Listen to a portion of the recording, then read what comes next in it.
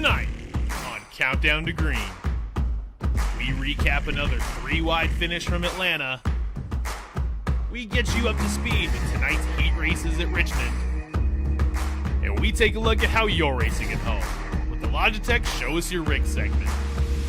All that and more tonight on Countdown to Green.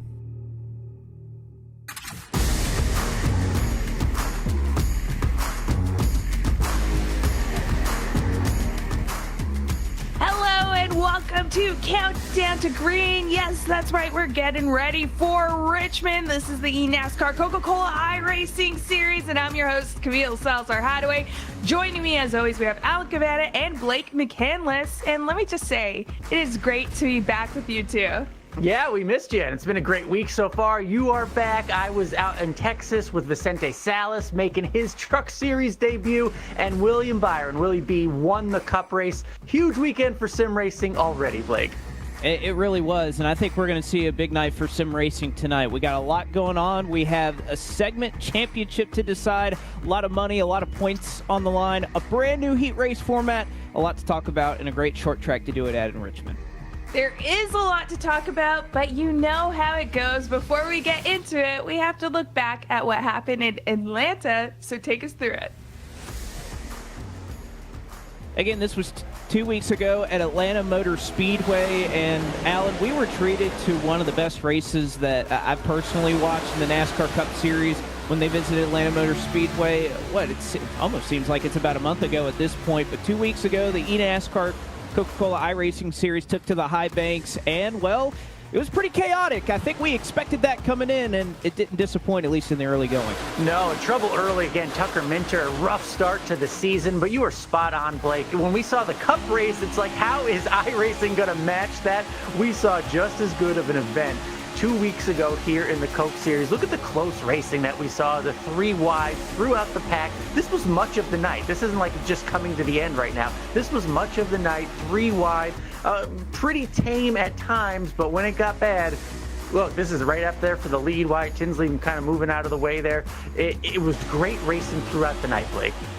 I can't believe Wyatt Tinsley saved that. I know Caden Honeycutt even had a moment in the midst of this race that he was able to save it. A skirmish going into turn 3, which did not bring out a yellow at that point of the race. But as you mentioned, Alan, 3 wide and just crazy moves being made all night long. You could see Timmy Holmes, Ray Alfala, and Graham Boland got together off of turn 2. It was one of the few caution flags that we had of the night. You can see another one here as we are approaching the start-finish line in green-white checkered territory. But off of turn number 4, made the right move at the right time with the help of Derek Bordeaux. Malik Ray went to victory lane, and what a celebration he had afterwards. I love watching the social clips and everything. He was going nuts, and he finally captured his first eNASCAR Coca-Cola iRacing Series win.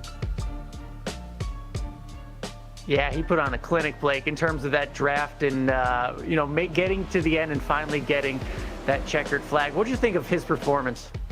Well, thinking of his performance, that was just my biggest takeaway from Atlanta 2 weeks ago. And this is a guy right here, Malik Ray, that has been doing this at this level for a very long time, but has been doing it on the iRacing service for a very long time. He's 6th in all-time wins on iRacing's entire platform on the oval side with 2,098. That is an almost unfathomable amount of wins. I've been in there in many of those races that he has won, and it's just good to see somebody, Alan, who's invested so much time into the community and is a big proponent of iRacing for a very long time, finally able to get it done at the top level.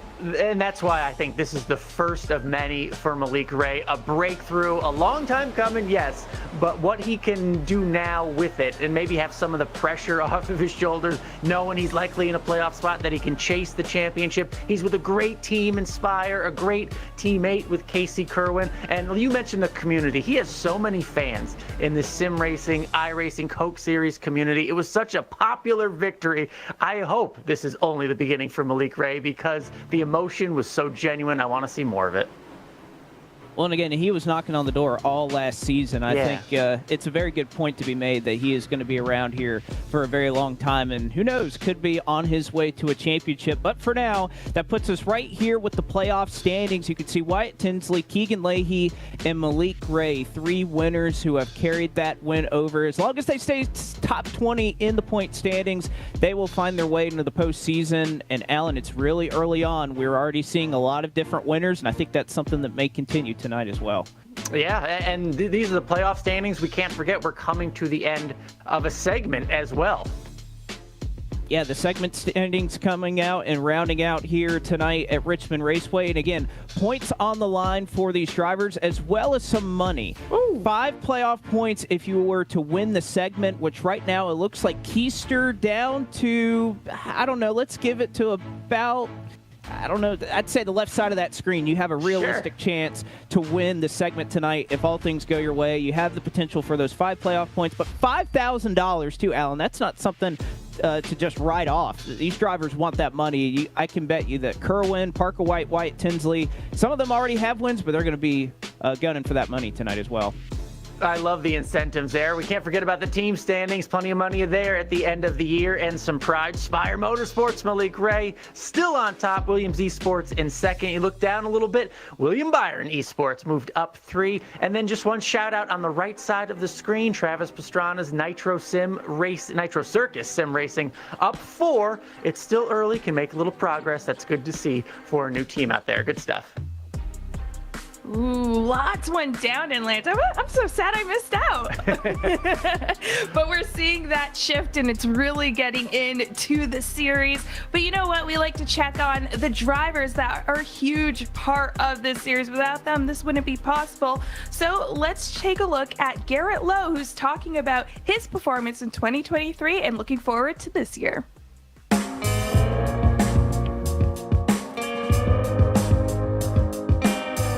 Yeah, so our 2023 campaign, really, it started clicking when we got to Charlotte. We qualified on the pole, and from that point forward, we just had a ton of confidence in our setup building and our team execution and our race strategy. In the past, we'd had, shining moments or good stretches of races, but we hadn't had that many stretches of races. And I was really happy that our team just put it all together. Through the playoffs, we tried to not change our mindset because we had been so successful for the past 10 weeks. So going into Michigan, we had the same strategy we always had: build the best car we can, run the best strategy we can, and then go from there. And we were sitting with 10 to go, and we didn't really have any options left. We thought we had, used everything up, but we stuck by our strategy, and it worked out for us. We picked up the win, made it to the Final Four. And at that point, we did try to change our mindset from, let's just be really good and consistent, to, no, we have to win. So that changed for the better or for the worse. We didn't win the championship, but now we're stronger because of that. The most memorable part really is qualifying for me. We didn't hit it. I missed the setup. I missed the line. Just everything in qualifying did not go right. And for me, that just sticks out as a memory that obviously I can't shake.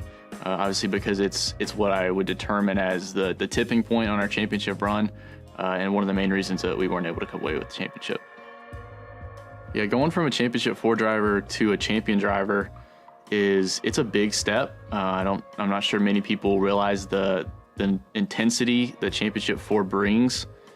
You really just have to be insanely focused and dialed in when you get there. And like I said, that's very hard when you're in a live audience. But if you can really focus in on what you're doing, you'll come away as a champion. I think being in the championship 4 this past year really allows me to be a little bit more confident that what we were doing was right. Years past, we've made the playoffs, but we weren't a championship 4 team. I wasn't a championship 4 driver outright.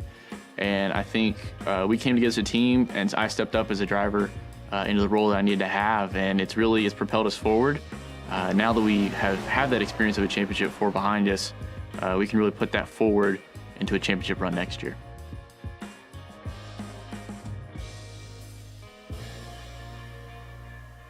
Ready for that championship win. Very positive. And there you have it. Garrett Lowe getting ready for tonight. I love when we hear from our drivers, especially all of the excitement getting ready for the championship. Everyone loves to go in for the championship win. And you know what? That's why we're here. Week every other week to see how the series goes, right? And he brought up a good point about that championship 4 race and being there live in front of everybody and the nerves. Think about who won it. The driver who'd been there before, Steven Wilson. So if Garrett Maines can get back there, that's a huge advantage. Huge advantage as well. But you know what? We also have a long legacy here. Like you said, there's some drivers here that's been it for a long time, but also some moments that we just can't get out of our head. And to give us more on some moments from the past, or a moment from the past, we have Justin Momolello giving us From the Vault.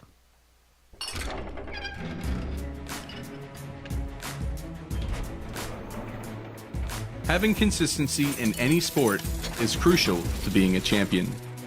In the 2013 eNASCAR Coca-Cola iRacing Series season, Tyler Hudson was the man to prove it.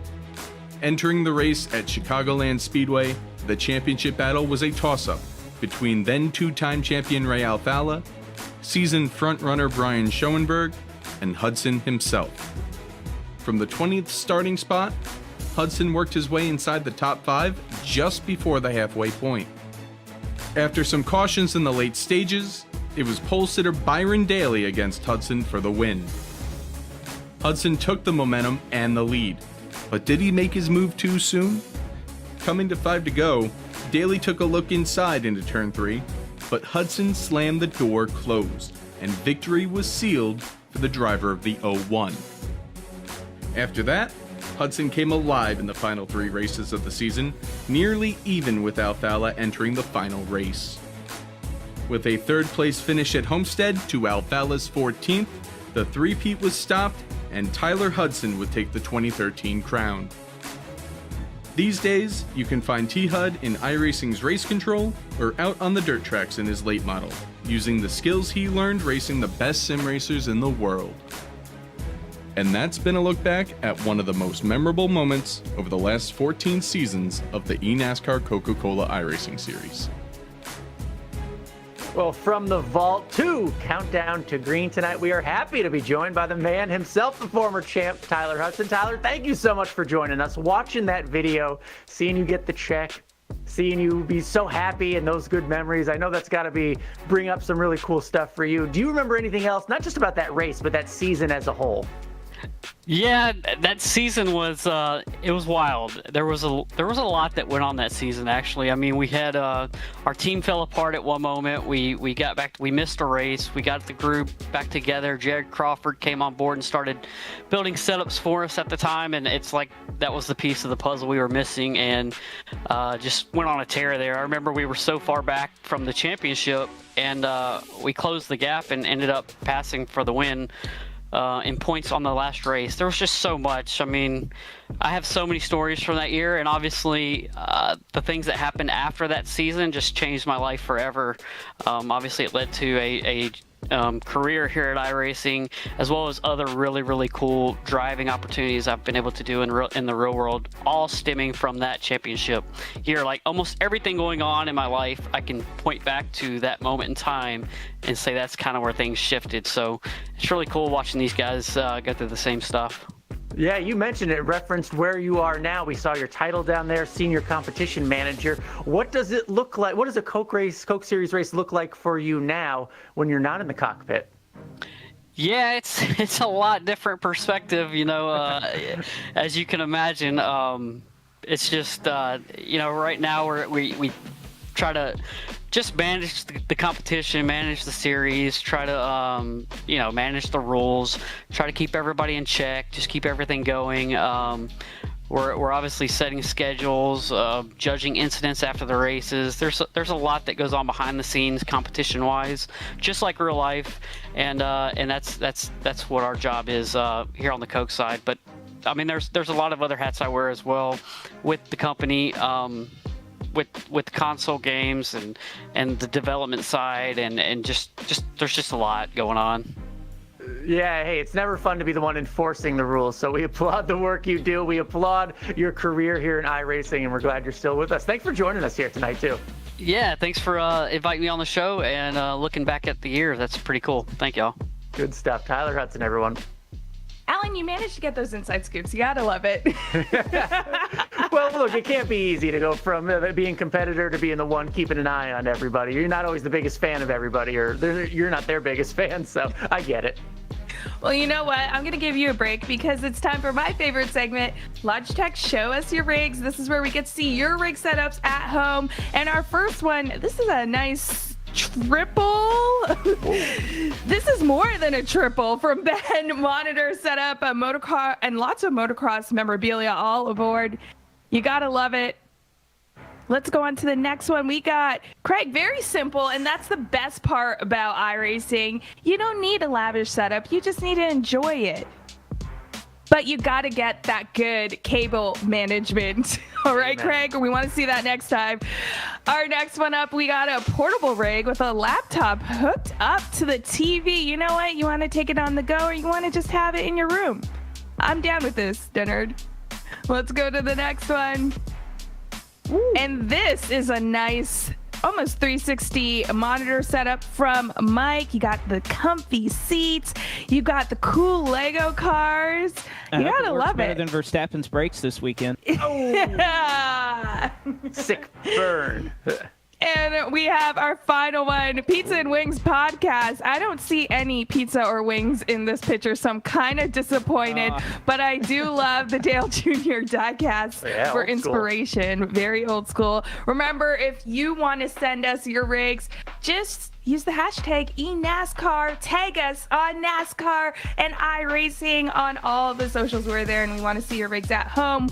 For now, we're going to actually check in with two drivers from the team that's in the second spot in the series, Williams Esports. Let's see what they're looking forward to this season.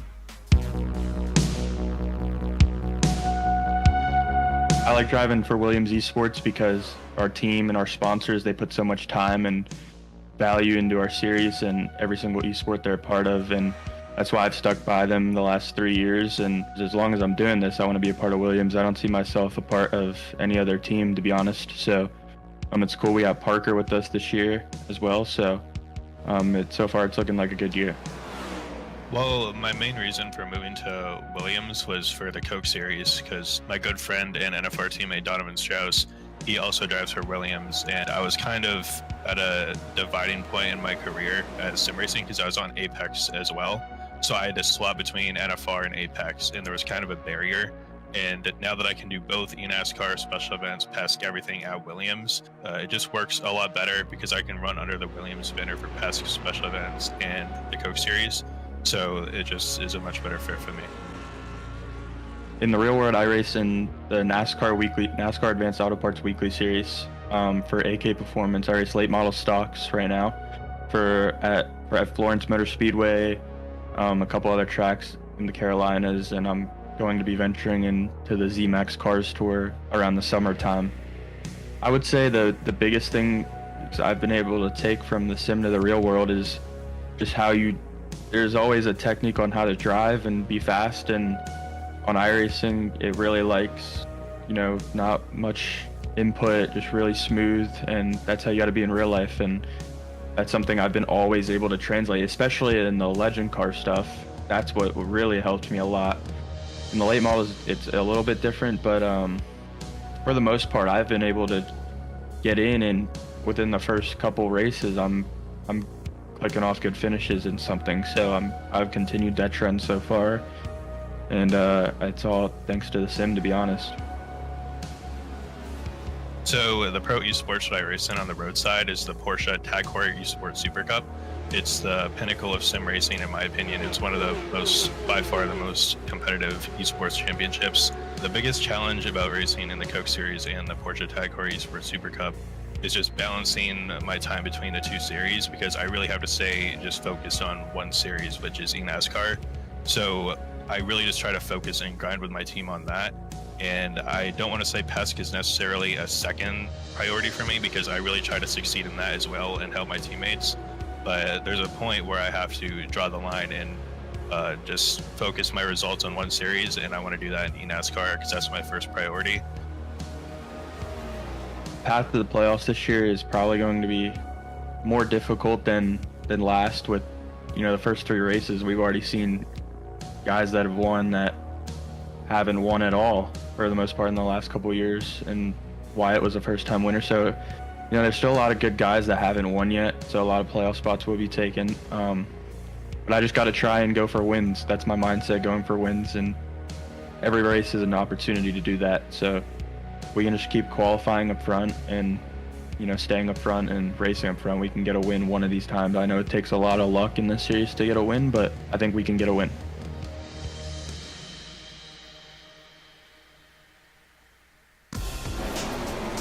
I love it. I love the confidence. And there he is right there, Donovan Strauss out there with the confidence to get one of those wins. You can see him just putting in those laps and getting ready for qualifying here in a second. But, it's one of those opportunities, right? The short track, it's got the different format tonight that we're going with, we're going to tell you about. But those wins become so important. You're fighting your teammate, you're fighting the rest of the field, and they already know the score. There's 3 different winners already this season, and that's going to matter when it comes toward playoff time. Well, yeah, and you got to put a lot of work into it and understand what's ahead for the track ahead, which is Richmond. So with that, Blake, tell us what we should expect looking at Richmond. Well, Richmond Raceway, personally, it's one of my favorite tracks. See, from just the old sim racing days to now, I've always taken well to this racetrack. 3/4 of a mile, you can see the banking in the turns is 14 degrees, and a front stretch where the start-finish line is not exactly in the center of the tri-oval here at Richmond Raceway. It's a little bit closer to the exit of turn 4. Bobby Zielinski was our most recent winner, but I think the one thing you're going to see tonight that we haven't necessarily seen in seasons past is the maneuverability that these drivers will have with the fact that we have short heats. We have a short race tonight. These drivers are going to be moving around. They're not going to be saving their tires. They're going to be going all out tonight around Richmond. They're going to be going all out. And you know what? There's a lot of history at Richmond as well. And with that, Alan, you got to take us through what are some of the trends we tend to see at Richmond Raceway? Oh, yeah. Long NASCAR history with Richmond Raceway, and obviously here as well in the Coke Series. This is the 15th eNASCAR Coca-Cola iRacing Series race at Richmond. It's only one of 5 tracks we've gone to every single season. It's a short track. You got to do it. Richmond race winner has won from the pole 5 times, including last year with Bobby Z, Vicente Salas, Ryan Luza on that list as well. So you start up front, finish up front. That's a good, maybe a good omen for the drivers tonight. So we'll have to keep an eye on qualifying there. Richmond race winners go on to win an average, get this, of 3 races per season. We don't see many multi-wins in a season, but Bobby Z did it last year, winning Richmond, winning on the 2 road courses, again in Chicago. So maybe we can take something from tonight. If you're going to win, and it won't be the only checkered flag that you get throughout the season. That's a lot, an average of 3 wins for the winner. Every Richmond winner has gone on to make the playoffs, but most importantly, 3 of the 7 race winners at Richmond have made the championship 4. Is tonight an early preview of one of those 4 coveted slots for the NASCAR Hall of Fame later this year? We will just have to see. But look, 3 of the 7 times it has happened. So you want that big check. Now, 4 Richmond winners won the championship in the same year. Hasn't happened for a while, though. Ray Alfaro, the last one to do it back in 2018. In fact, he's done it twice. So if Ray, we know he's back in the Coke Series this year, maybe he gets that win, maybe he gets another championship check. We will just have to see. He's done it twice before. Oh, it's going to be interesting how those trends play, especially into our new format that's happening, because there's heat races happening tonight. And for more about how that will look, we have iRacing's very own Siska Scaramoza. For the 2024 eNASCAR Coca-Cola iRacing Series, we're bringing you a new heat racing format for each short track round of the season. Taking its inspiration from the duels at Daytona or your local short track, 2 heat races will precede the feature race, but all will take place in one night of racing. Heat Race 1 will take every driver qualified on the inside row or the odd positions, and they will race for their starting position on the inside row of the feature. In Heat Race 2, every driver qualified in the even positions or the outside row will race for their starting position on the outside row of the feature. In both races, the top 10 drivers of each heat will score points according to their finishing position, in addition to the points that all drivers will score in the feature. Finally, we put the field back together for the feature race, and we go racing one final time on the night. Drivers will have to be aggressive, but still keep it clean if they want to finish in the heat points and have a good starting spot for the feature race. Thank you for that, Cisco. We love to see this new format come into play. Blake, what's your thoughts on this?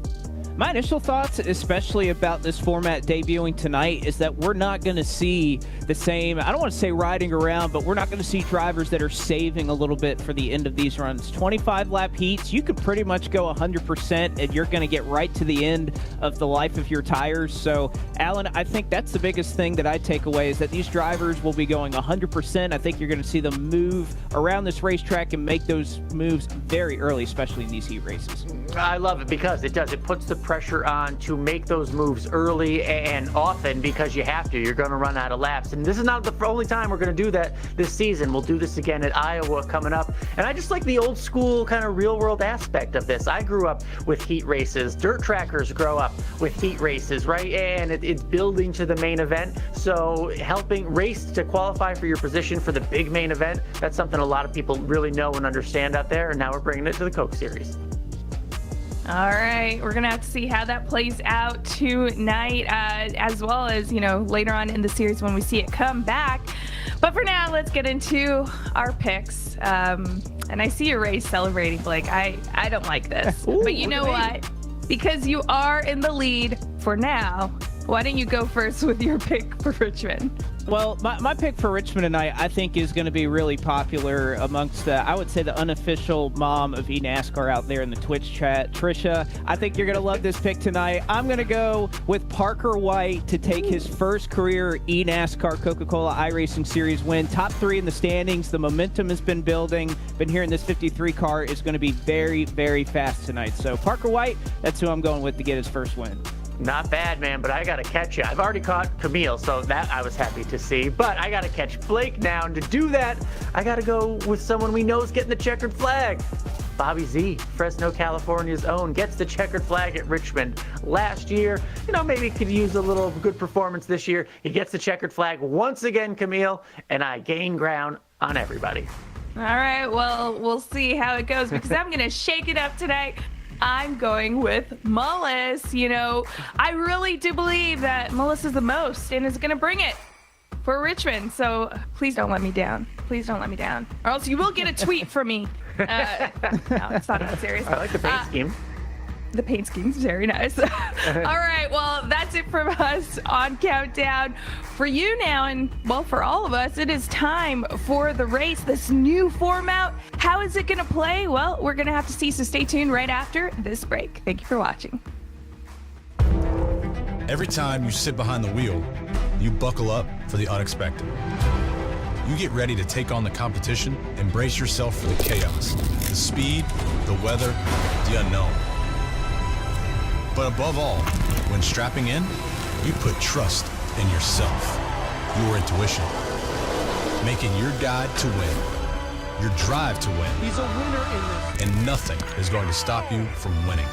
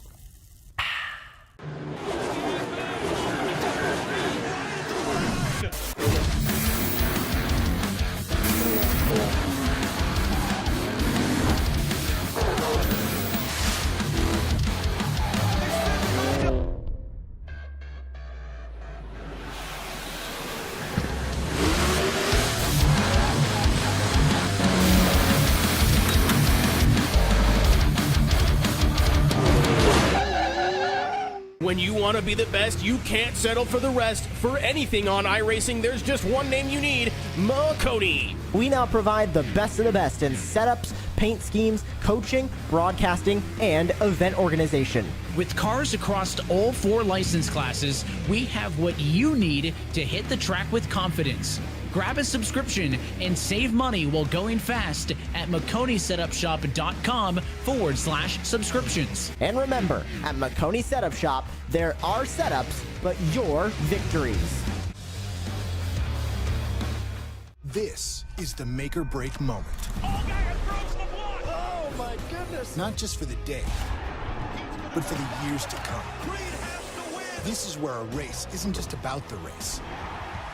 It's about the doors it can open. That kid is amazing. The number of fans wearing your number. This is the chance to carve your name into the history books. This is the NASCAR Xfinity Series.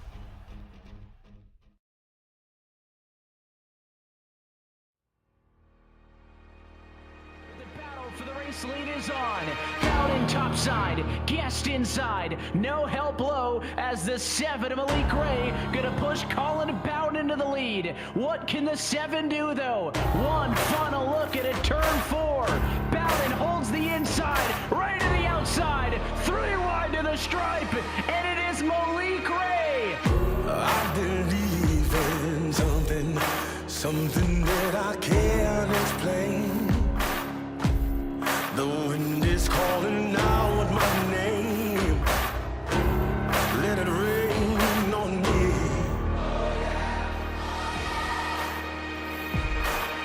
You know I put in the hours, and I'm not gonna wait in line. I'm gonna take what's mine for the world to see. You gotta take the lead. You gotta feel the fire. That's all I see. And I still believe. Take the lead, take the lead, take the lead.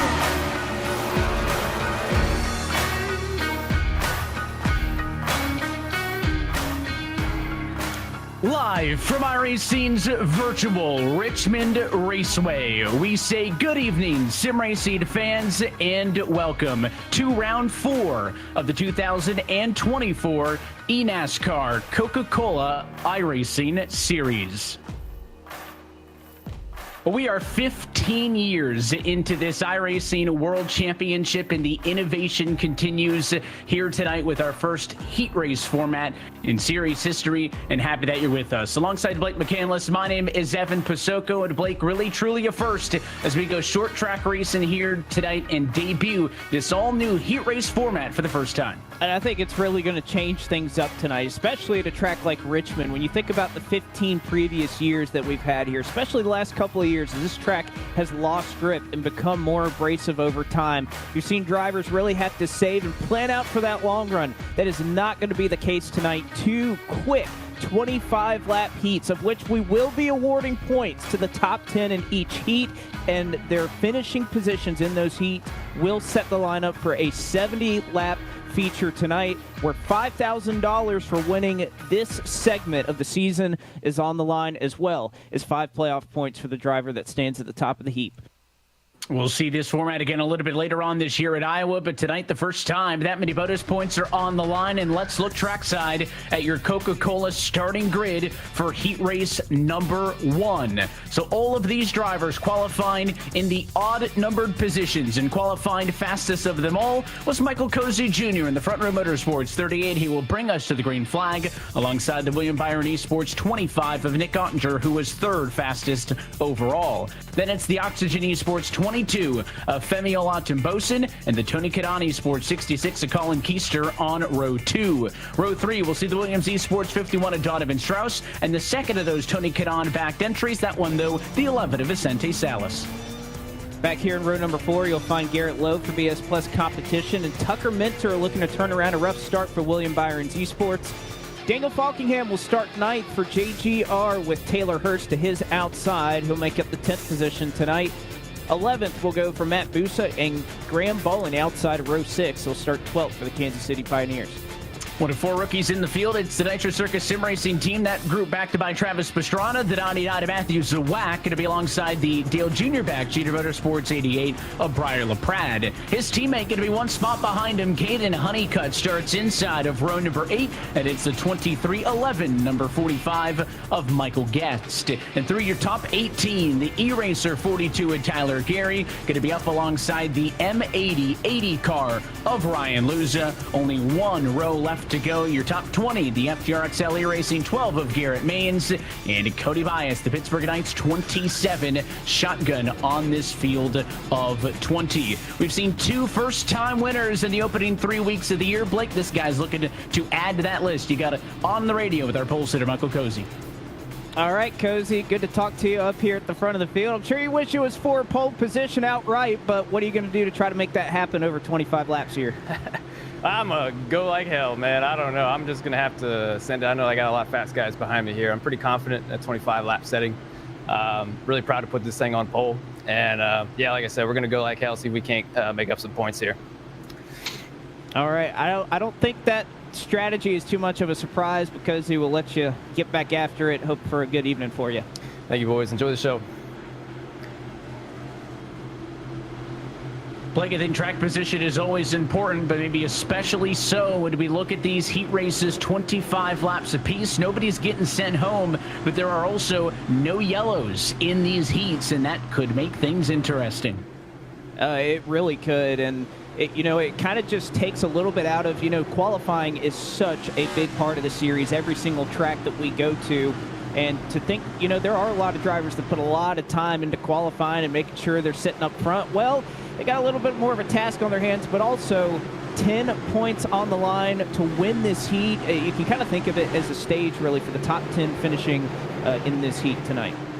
Pace car off and in. We're happy you're tuned in with us. Heat race number 1 is green. Big stack up on the inside. The 22 of Olot and Boasting gets shuffled out of line, and they're 3 wide for P6 on the back. And I think this is exactly what this shorter race was going to create as one car goes around in the middle of the field. That is the 51 of Donovan Strauss. And remember, Evan, no cautions being thrown at all in the midst of this heat race. So Donovan Strauss started 5th in this heat. Well, he's not going to get the help of a yellow flag. He's all the way in the back, and he's going to have to recover over 70 laps. What a daunting task that he has in front of him, not just 2 laps into this heat.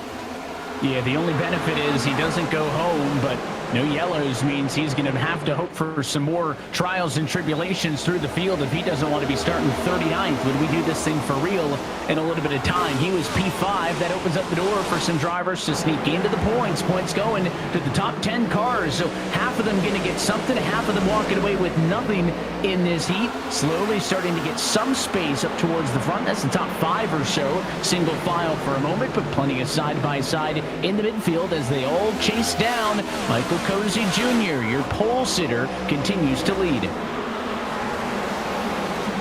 Well, Garrett Lowe got a little bit loose there getting into turn 1, and was watching a little bit of a walkthrough earlier that Zach Novak did and was really talking about how to get this car down to the bottom, and even making some laps in this car a little bit earlier on in the day. Richmond is just one of those tracks. We talk about the lack of grip that this racetrack really has, and how snappy at times sometimes this next-gen car can be on the exit of the corner. You want to try to run this car as loose as you can possibly manage it, and the transitions here, especially at Richmond, are really difficult to try and get a hold of, and I think that's why you're seeing, at least early on, everybody kind of wrapping their car around the bottom right now. With how well these cars corner, you're not seeing too many venture up the outside lane just yet. Yeah, a lot of single file towards the front. The midfield still fights. There's 3 wide back there in traffic around P9, but all of the leaders single file. That includes P2 Nick Ottinger, who is all over the bumper. Michael Cozy Jr. He may have led all the way thus far, but he is not allowing him to get away. A lot of pressure inside of the top 2. A lot of pressure inside of the top 3. You think about coming into this race, Colin Keister was leading the segment standings, and this is the final race of the segment in this season. So for Colin Keister, you think about the points that are on the line for this heat as well as overall tonight. If he gets a top 5 finish in this heat as well as tonight, he should be well on his way to carrying those those 5 playoff points, as well as the $5,000 that is on the line tonight. It's definitely a hefty payday for one race here at Richmond, as we see 4 wide further back in the field. Contact between Garrett Maines, Honeycutt, that's not going to work out. One car goes slamming to the outside wall. That is the number 22 machine. Is going to have to collect it back. Remember, no caution flag to speak of, as Femi Olot will have to come to pit road and service that race car.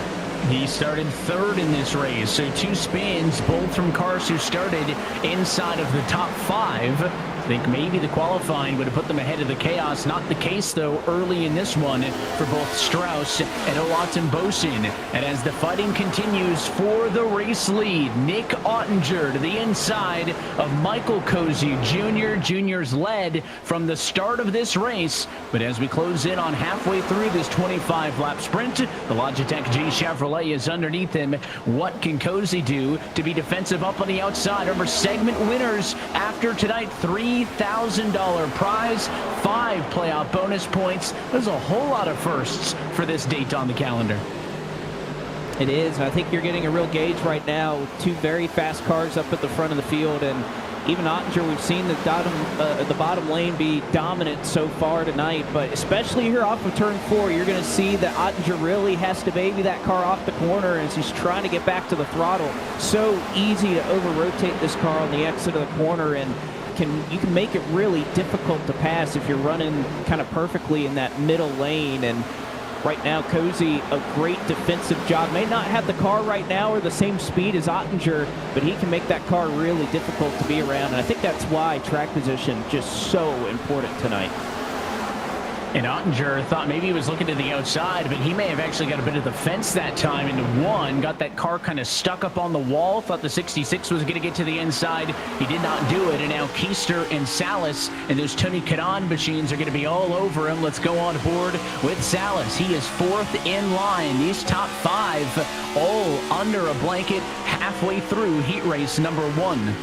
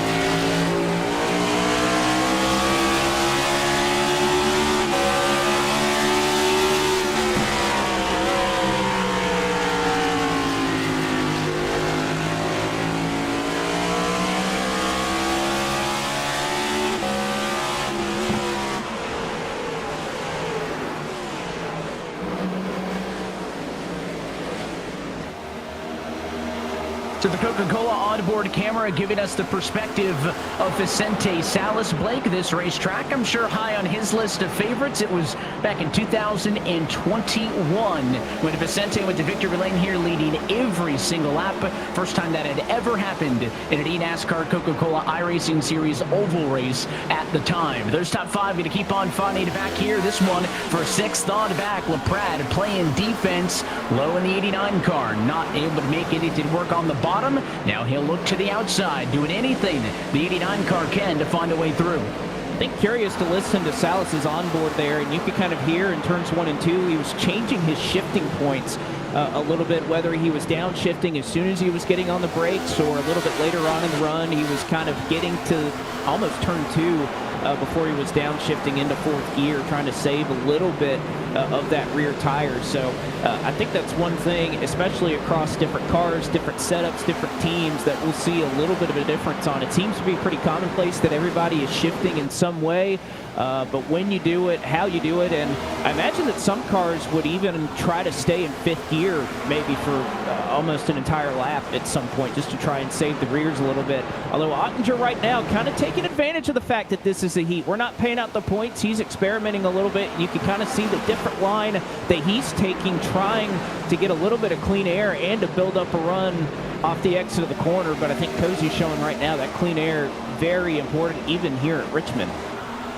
If you saw Ottinger get to the inside, wasn't able to make the move. Very similar to what we saw back there in the battle for P6 as LaPrade got down, or got, I should say, the 89 low under him, but wasn't able to make the move there. So some drivers actually looking topside to make these passes, and that's what you're seeing out of Vicente Salas. He'll go high side to go around his teammate Colin Keister, and now Vicente Salas to third. The 97 to Tucker Minter takes note. He tries to do the same. Can't get the car there. Can he try it again? Going to be coming to 3 laps to go in heat race number 1 this time by. I think Salas did the eNASCAR World well this past weekend, or was running really well before a mechanical issue in his NASCAR Craftsman Truck Series debut, which, what a daunting task that would be, debuting at Circuit of the Americas. And you know, Salas did very well with that, with some of the late model experience he's been able to garner recently. But up front, 3 laps to go for Cozy Jr. Ottinger has just been pestering him, looking for a way around.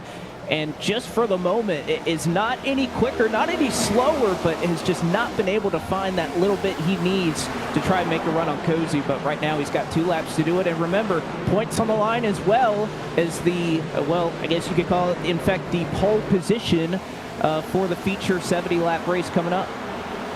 This is one of those maybe high-risk, low-reward scenarios, as P2 right now would net Nick Ottinger 9 bonus points, white flag in the air. Does he do anything desperate to get the 10 and take the top spot? Cozy has led from the get-go. Ottinger has had his looks, but he seems just too far back. A car length of difference into turn number 3 for the final time. Looking to the back bumper, Ottinger going to come up just a little bit short, and Cozy leads all 25 and secures the heat race win.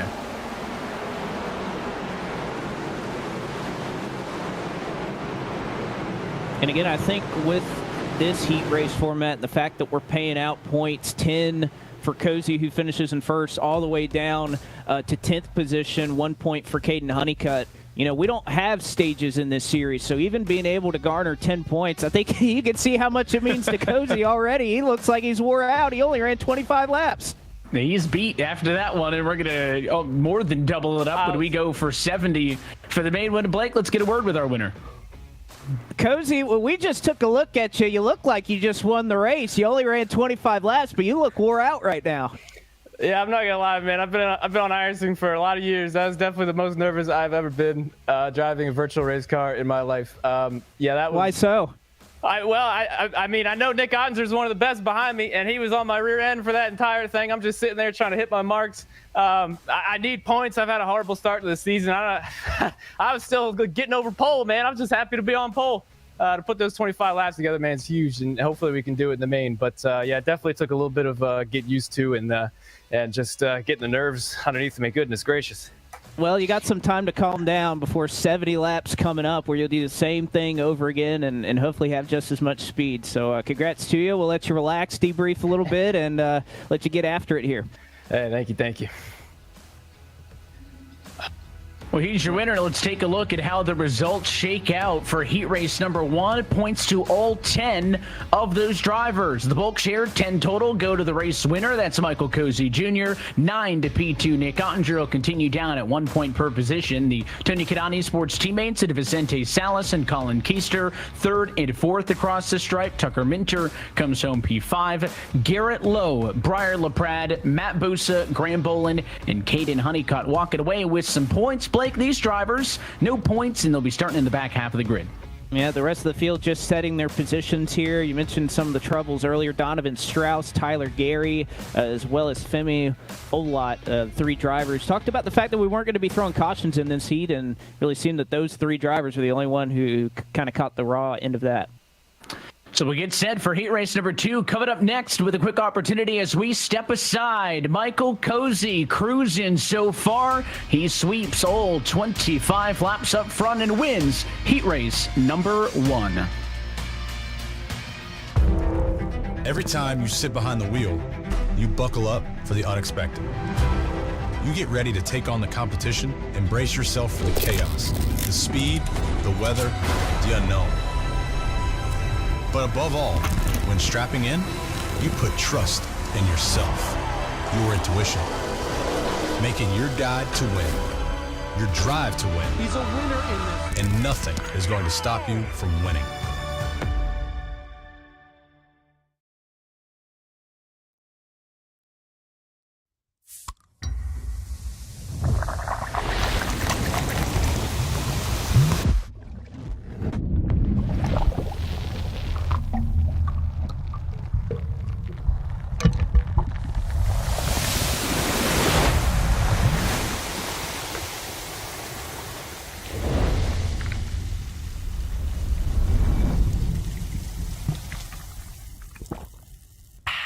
When you want to be the best, you can't settle for the rest. For anything on iRacing, there's just one name you need, Makoni. We now provide the best of the best in setups, paint schemes, coaching, broadcasting, and event organization. With cars across all 4 license classes, we have what you need to hit the track with confidence. Grab a subscription and save money while going fast at McConeySetupShop.com/subscriptions. And remember, at Makoni Setup Shop, there are setups, but your victories. March is Women's History Month, and NASCAR is proud to recognize the accomplishments of past and present icons within the sport. From drivers like Sarah Christian, the first woman to compete in a NASCAR Cup Series race, to track presidents like Julie Giese, Lori Collier-Warren, Latasha Causey, and Joe Gregory, the women leading the venues in which we race across the country. All of these women have helped pave the way for future generations. We are proud to celebrate them and all women year-round.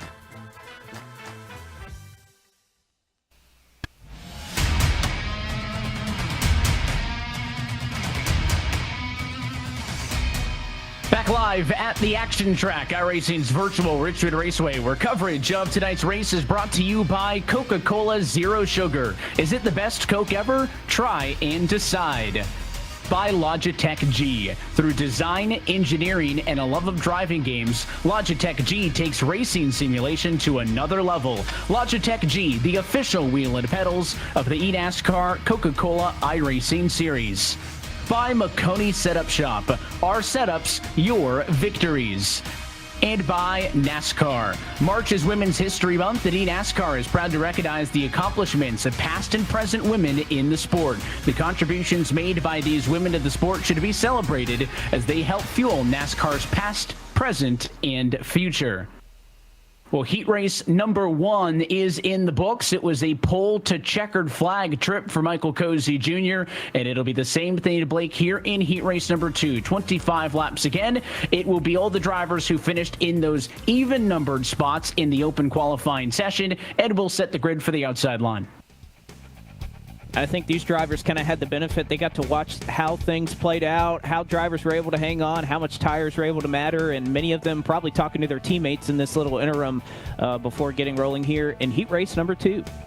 So P2 overall on the speed charts mean Jimmy Mullis gets pole position for this one in his Kevin Harvick Incorporated number 29 car, and the M80 number 10 of Stephen Wilson going to be alongside in second. Round number 2 will see the BS competition 90 of Jordy Lopez, and the first of 2 Spire Motorsports cars in the top 6. That one, the 77 of Casey Kerwin. Zach Novak in the Oxygen Esports number 5 going to be inside row 3, and to his outside, it's your race winner from 2 weeks ago, the second of those Spire entries, the 7 of Malik Ray. Couple of countdown picks here in row 4. Bobby Z for JGR on the inside of row 4, along with Parker White with Williams Esports. We heard from him earlier on in Countdown to Green. Dylan Duvall, P9 from Nitro Circus Sim Racing, as well as Wyatt Tinsley. They'll make up the 10th row for the Kansas City Pioneers. Dylan Alt will start 11th for Latardi Esports, and Colin Bowden, the move over to RFK Racing this year, will go from 12th. Team Dillon Esports is number 3 at Jonathan Delaney, going to be alongside the RFK Racing number 6 of Timmy Holmes. And then second to the Pittsburgh Knights 55, that's the Ryan Doucette car. He'll be alongside Steve Latart's Latart Esports 36 of Kwame Scott. Row number 9, how about a whole bunch of championships? The 2311 Racing 23 of Keegan Leahy, that's the joint venture between Denny Hamlin and Michael Jordan. And the E-Racer 69 of Ray Alfala in 18th. One more row, Derek Bordeaux, the front row 30 34 has got some work to do. So does the FGRXL eRacing 14 of Seth the Merchant. The Merchant, the only driver to not log a time in the qualifying session. And we will go from the very back to the very front, where Jimmy Mullis has an opportunity to score himself 10 points and lock onto the front row, Blake. All right, Jimmy, we saw that Michael Cozy Jr. started up front, led all the laps, and was able to win it. Do you see it being kind of procedural for you here in this heat race as well? I wouldn't say that. We've obviously got a lot of really, really good guys in this heat race. And, I mean, last year's champs sitting on the outside. So it's not going to be easy, but obviously I think getting out front's important here. And, you know, if I can do that and just try to hit my marks, we should be okay, I hope. No surprise to see Jimmy Mullis up front here. Former Richmond Raceway Esports driver will lead the heat race number 2 from the best spot in the grid. We'll see how he does, lined up alongside, to his point, the defending champ to his outside. A couple of big moments from heat race number 1, Blake, involving cars who started in the top 5 being wrecked out. It didn't get too nasty in this 25-lap caution-free sprint, but I think that did go to show that you're not necessarily safe from any of that risk no matter where you are. No, not at all, especially off of turn 2, cold tires, with everything these drivers are fighting. That's where it's going to happen, if it is going to happen at all. We saw a little bit of contact there on the first lap that put Donovan Strauss completely out of the running earlier. So we'll see if these drivers can handle it a little better this time around. And of course, as this season continues on, if you want all the latest news and updates from the world of eNASCAR, then sign up today. Scan the QR code, bottom right-hand corner of your screen. Stay on track with iRacing, the official simulation partner of NASCAR. Again, nobody going home. These heat races simply to set the grid for our 70-lap feature, with the bonus points on the line. 10 to first, 1 to 10th, and 1 point therein. The back half of the grid, no points, and a lot of work to do in the feature. Pace car going to be down and in this time. The start comes quick. That start-finish line a much closer to turn 4 than it is to turn 1. You see the restart zone kind of mid-turn 4. Green flag in the air. It's heat race number 2, and a slow start for Jimmy Mullis. 3 wide as he'll get split to turn 1. 4 wide behind him. Oh, a big sin right there from Dylan Duvall is going to stack them all up. Parker White's into the outside wall. He saves it as Bobby Zielinski goes around in the middle of the back straightaway. We're staying green, but it's Zielinski, and it looks like Alfala that catches the tail end of this one. An aggressive 4-wide move, as well as a spinning of the tires from Jimmy Mullis, who was on the front row, did not get the launch that he wanted. This is a stacked heat race. All 3 race winners this season, plus your defending champ in this race. Heat race number 2. Alfala collected in that one. He'll drop towards the rear. Meanwhile, up front, the battle is on for 3rd. That's 77 of Kerwin to the outside of the Donnie and Jordy Lopez. That's the battle right now as Wilson settles into P1, and your pole sitter Mullis has slipped to P2. I think you can already see, I mean, again, that 4-wide move from Duvall, that was mid-pack. That was just to try and make a couple of moves forward. That goes to show you these guys are sparing nobody here. And I know we talk about, I don't know, you think about the World Cup or something. Sometimes you look at a certain group of drivers that are collected and say, well, that's definitely the toughest group that some team or somebody's going to have to come out of. And Evan, I think looking at the quality that you mentioned here in heat race number 2, that's kind of the way things played out. Just how these guys qualified. We took the inside row for the last heat. We took the outside row for this heat. But this heat is very strong and still just running 3 wide like it's normal here around Richmond for about the 3rd position. Pretty comfortable, except if you're that 90, I figure. Squeezed in the middle was Jordy Lopez, and he is, I think, happy to get out of that one. Not before he'll lose out, as that 5 is Zach Novak, a big winner. He'll jump up to P3. That is a good-looking number 5 Coca-Cola machine. I think he's repping the colors for the new spiced Coca-Cola on that car tonight, Blake. I don't know if you've had a chance to try that one, but I have, and I will promptly send my address for a pallet of it to be delivered to my house.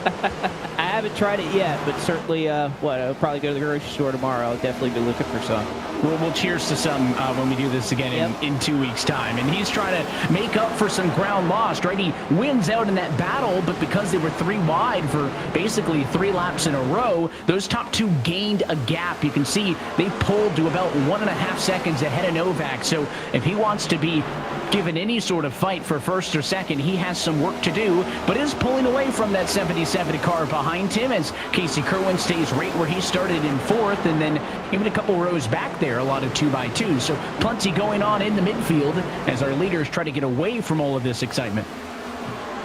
It's been a little bit easier for Wilson and Mullis out front here, separated by about half a second. As you can see, Jordy Lopez kind of in the middle of that line. You can look a little further on back. You mentioned some of the 2 wide that we're seeing, and probably some of the most aggressive racing that these drivers are going for right now. And I think knowing, Evan, we talk about track position and how important it has been in this series history here at this racetrack, and even how things play out in real life, that just the opportunity, you got to imagine most of these drivers, they didn't have the qualifying effort that they wanted. They would have started 20th on back, 25th on back in some cases. But this is their opportunity, kind of a mulligan, if you will, when you have a bad qualifying effort, that the heat could change everything. It could also make it a lot worse as we go on board here with Colin Bowden. It's the Logitech G onboard camera, and they are all over the back bumper of the 17 car of Colin Bowden. Let's listen in.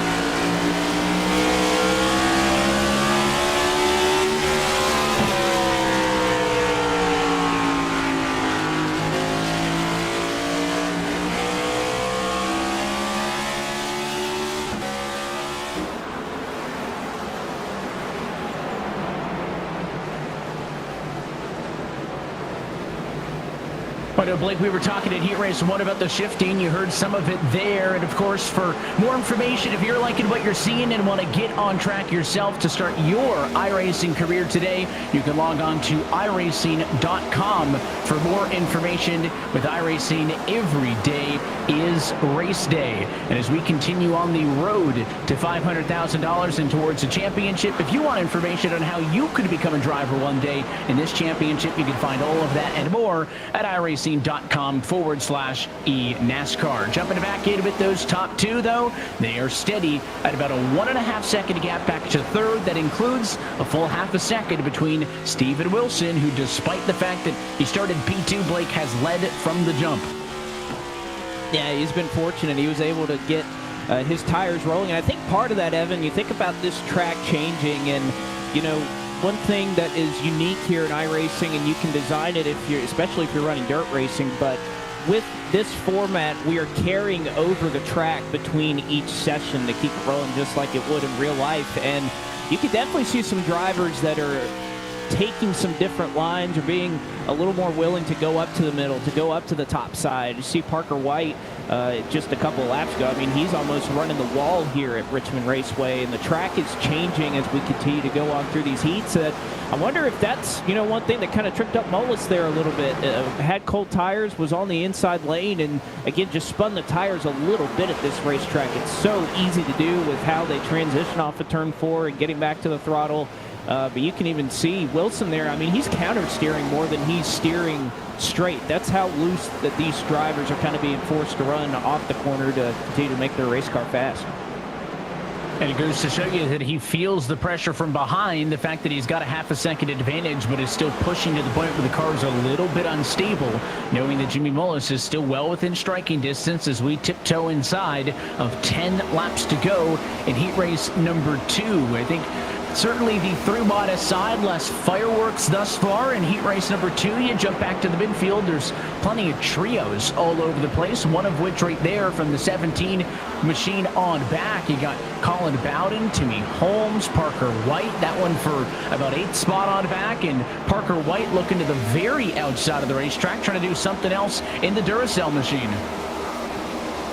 If you take a look to the left-hand side of your screen, you can see how these points are playing out, and a lot of big hitters were kind of a part of that first heat, and they got a lot of points. You talk about Colin Keister, nearly won that heat. Donovan Strauss was up there as well. So was Nick Ottinger. they're in a good points position as far as the segment points are concerned. They're still a little bit on the line here. You see Steven Wilson right now leading this heat, would still be about 18 back. Wyatt Tinsley was a part of that skirmish on the opening lap, so it's going to be tough for him to get to where he scores points in this second heat. But you can see how it's playing out, and we're going to have about 4 or 5 drivers, it's looking like, at the end of this thing, Evan, that are within spitting distance of about 10 points, I'd say, that if you have a good enough run, you can go out there and try to compete for this segment title tonight. And this is the shortest segment of the season. Segment 2 and 3 both going to be 5 races in length. This one only 4, so in theory, kind of more inclined to be one of the closer ones as White takes a big swing down to the inside of Holmes. That's the battle for 9th and 10th, or 2 points versus 1 point. In the bonus point department, 3 laps to go this time through. Heat race number 1, Blake saw 4 drivers from outside the top 10 race their way into it. So far right now, only 2 here in heat race 2. See these 2 former teammates right now that are kind of going to shape up the battle for the second position. Steven Wilson should be able to just tuck this one away if he's able to just put forward a solid couple of laps here. And remember, these were 2 Richmond Raceway Esports drivers getting into each other a little bit here at their old stomping grounds, and a little bit of contact, some more contact into turn 3. I know you're racing hard and you want the extra point, but guys, you got to remember what you're racing for here. You're also racing for a starting position in the next feature. You don't want to ruin that. That went from a little bit of contact to a lot of bit, and I think the 29 car decides it's just not worth it because Novak used him up for the number 2 spot in front of both of them. Steven Wilson got the jump from the outside of the front row. He'll also go 25 for 25, and Wilson wins heat race number 2.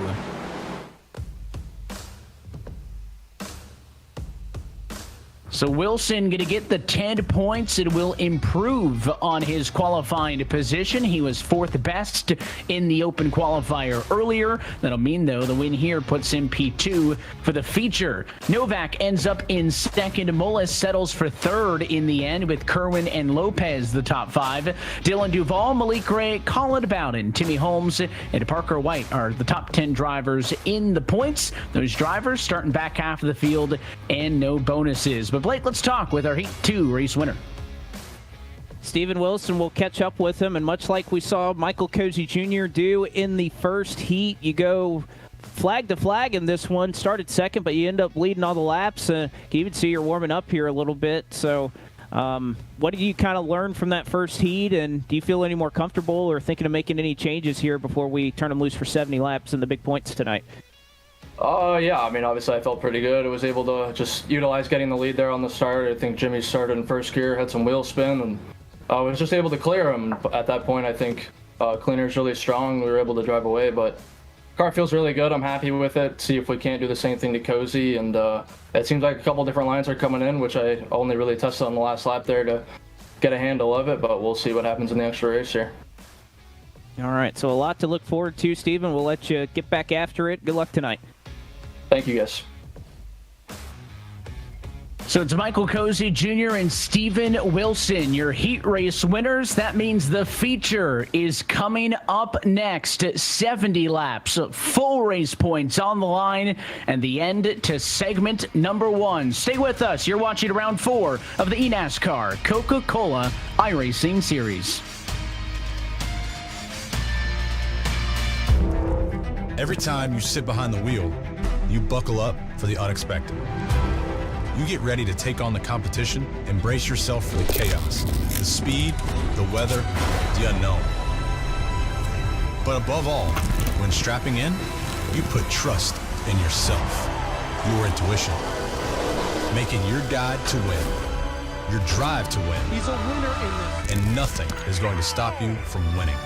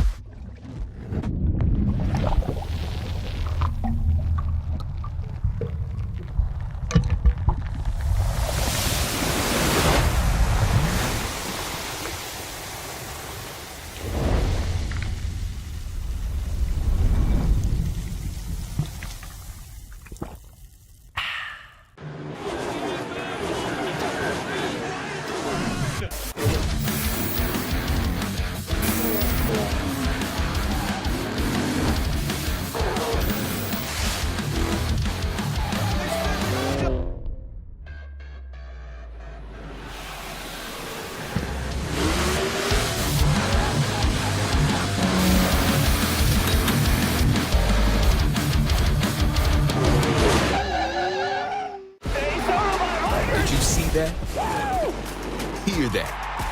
Feel that. Is this how you prove you earn the crown? Winning is in his DNA.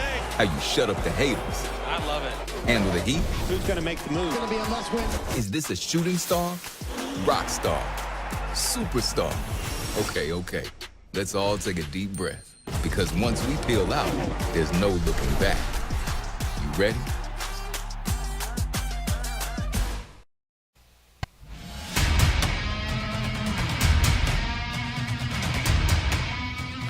Back live at America's premier short track, where coverage of tonight's race is brought to you by Coca-Cola Zero Sugar. Is it the best Coke ever? Try and decide.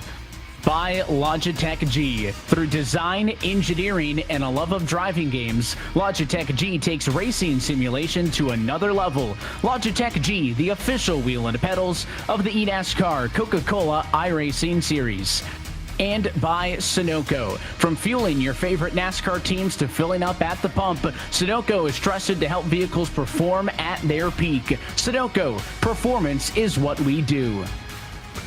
We are 2 heats down and a feature race to go as we bring you back inside the iRacing booth. Blake McCandless, myself, Evan Pasoko. Blake, and in both cases, all 25 laps led by our heat race winners. And I think that's something that we're going to see kind of continue forward into this 70-lap feature. Is the run going to be a little bit longer? Yes. Are we going to see pit stops? And is that going to be part of the strategy that some of these teams are thinking of? Who knows? We see a lot of fall-off for Richmond Raceway. But the one thing I think we'll continue to see is that those drivers who are really fast are at the front of the field. I think that goes without saying. But the other thing that we saw, and I think Steven Wilson kind of made a mention of it just before he left us, is that the fact that at the end of that second heat, you saw drivers starting to test out their lines. And even in this warm-up period that we have just before we get going, that's all drivers are doing right now. They're running the middle. They're running the top side. They're trying to find, hey, is there a lane out here that can work for me? Because the bottom just looked awfully too loose towards the end of that race. So a lot left to be discovered for these drivers. But again, you kind of have to change the mentality here with 70 laps on the docket rather than just a 25-lap sprint.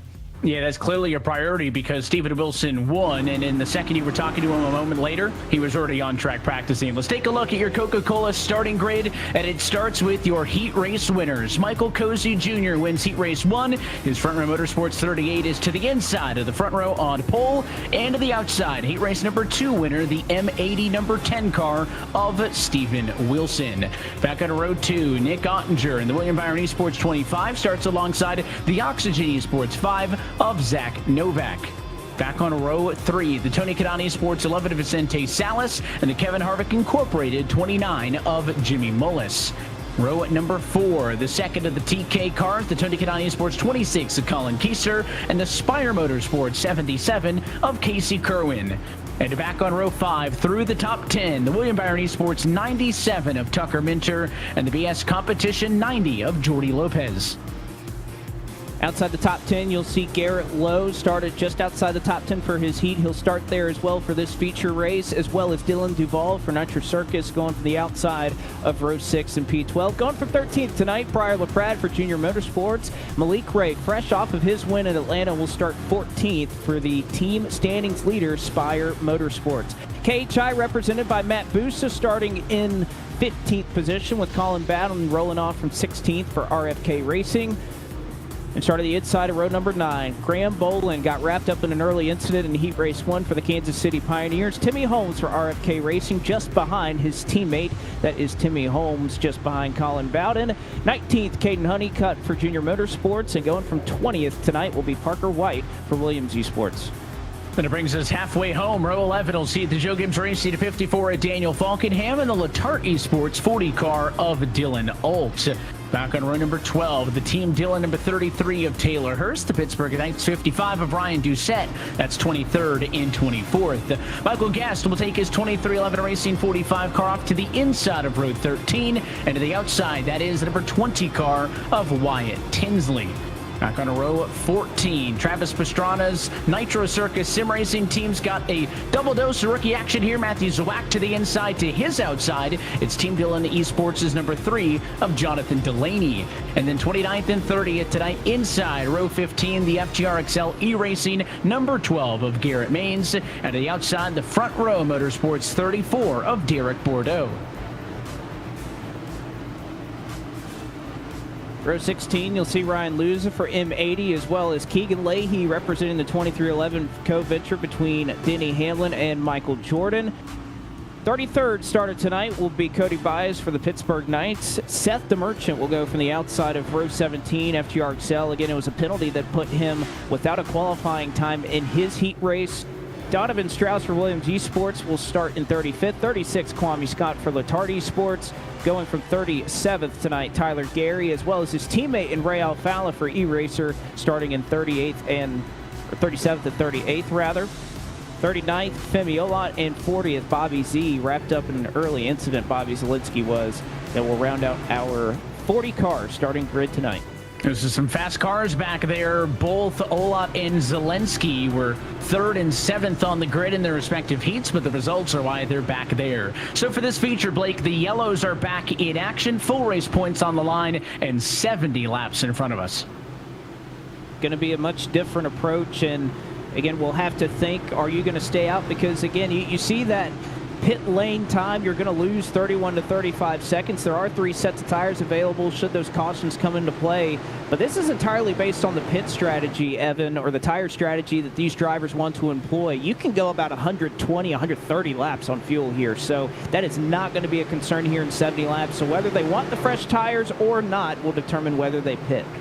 Pace car off it in field in the hands of Michael Cozy Jr. Let's go feature racing at Richmond.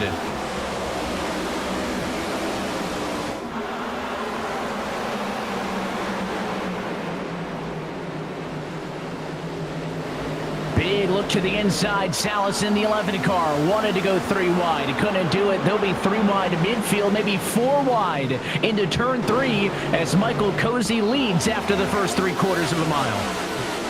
Oh, we've seen a lot going on. A little bit of a stack up there. Bowden looks like he may have been to the outside wall there for just a moment. We've seen a couple of drivers willing to go 4 wide. You see Wyatt Tinsley on the top side of turn 2 trying to make that work, and it's not going to work out. Dylan Oak gets turned in the middle of the back straightaway. A couple more cars collected. Wyatt Tinsley into the outside wall.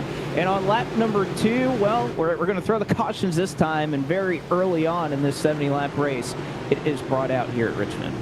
Yeah, I think that was just a result, to your point, of the stack up that we saw off of turn 4. It just kind of discombobulated a midfield that was already pushing 3-4 wide at that point, and they just did not get off of each other, kept that distance all the way through 1 and 2, but as it kind of stacked up on the corner exit, they tried to fit 4 race cars into about, I'd say, 3.5 race cars worth of real estate, and unfortunately, to your point, Alt into the outside wall was one of them. I think I also saw Wyatt Tinsley backwards in the fence. Let's wind it back and take a look.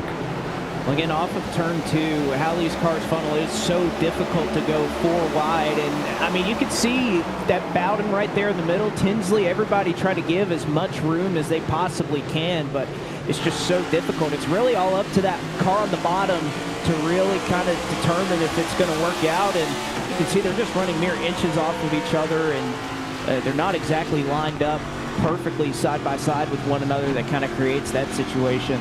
But I think you also, that's something we didn't see in either of the heat races, Evan. Again, you saw a lot of drivers, I think, over the course of that warm-up period that were really venturing to go to the outside, and I think a couple of them put that in the back of their mind and said, hey, for this restart, that may be somewhere we can go to try and make up some spots. Fortunately, it doesn't work out for Wyatt Tinsley and a couple of them.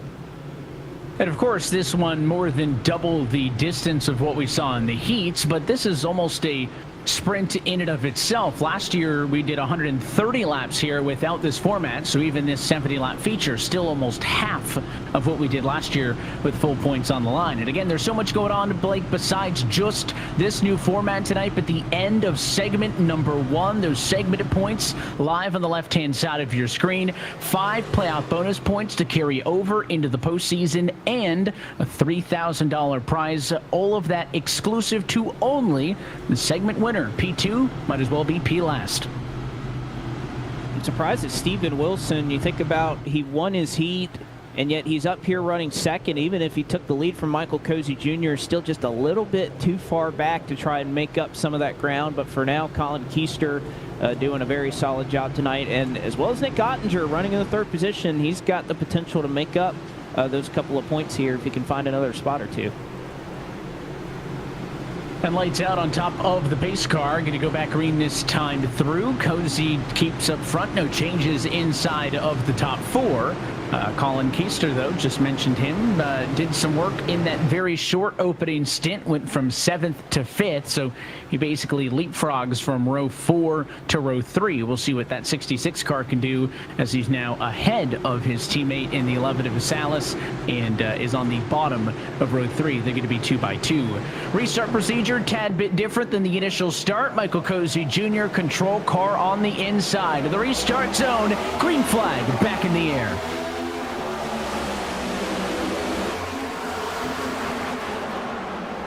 Boy, these drivers are having to get aggressive early. We saw the move from Dylan Duvall in heat race number 2. We saw the move that time out of Casey Kerwin down there in the bottom, that green number 77, who tried to make it 3 wide into turn 1. Matthew Swack, remember, he got turned early. Now Duvall's on the outside. He's hitting off a couple of cars and trying to collect his race car. He's going to lose a couple of rows here through the tri-oval and down the front stretch here, as he's trying to make that car work on the 3rd line, or on the outside line. Meanwhile, up front here, Novak trying to clear Ottinger and hold strong for that 3rd position. And so one other car slow on the inside. I think that was Zelensky back in the pack, who got knocked a bit out of line, lost a ton of speed, and now 3 wide up towards the front of the field.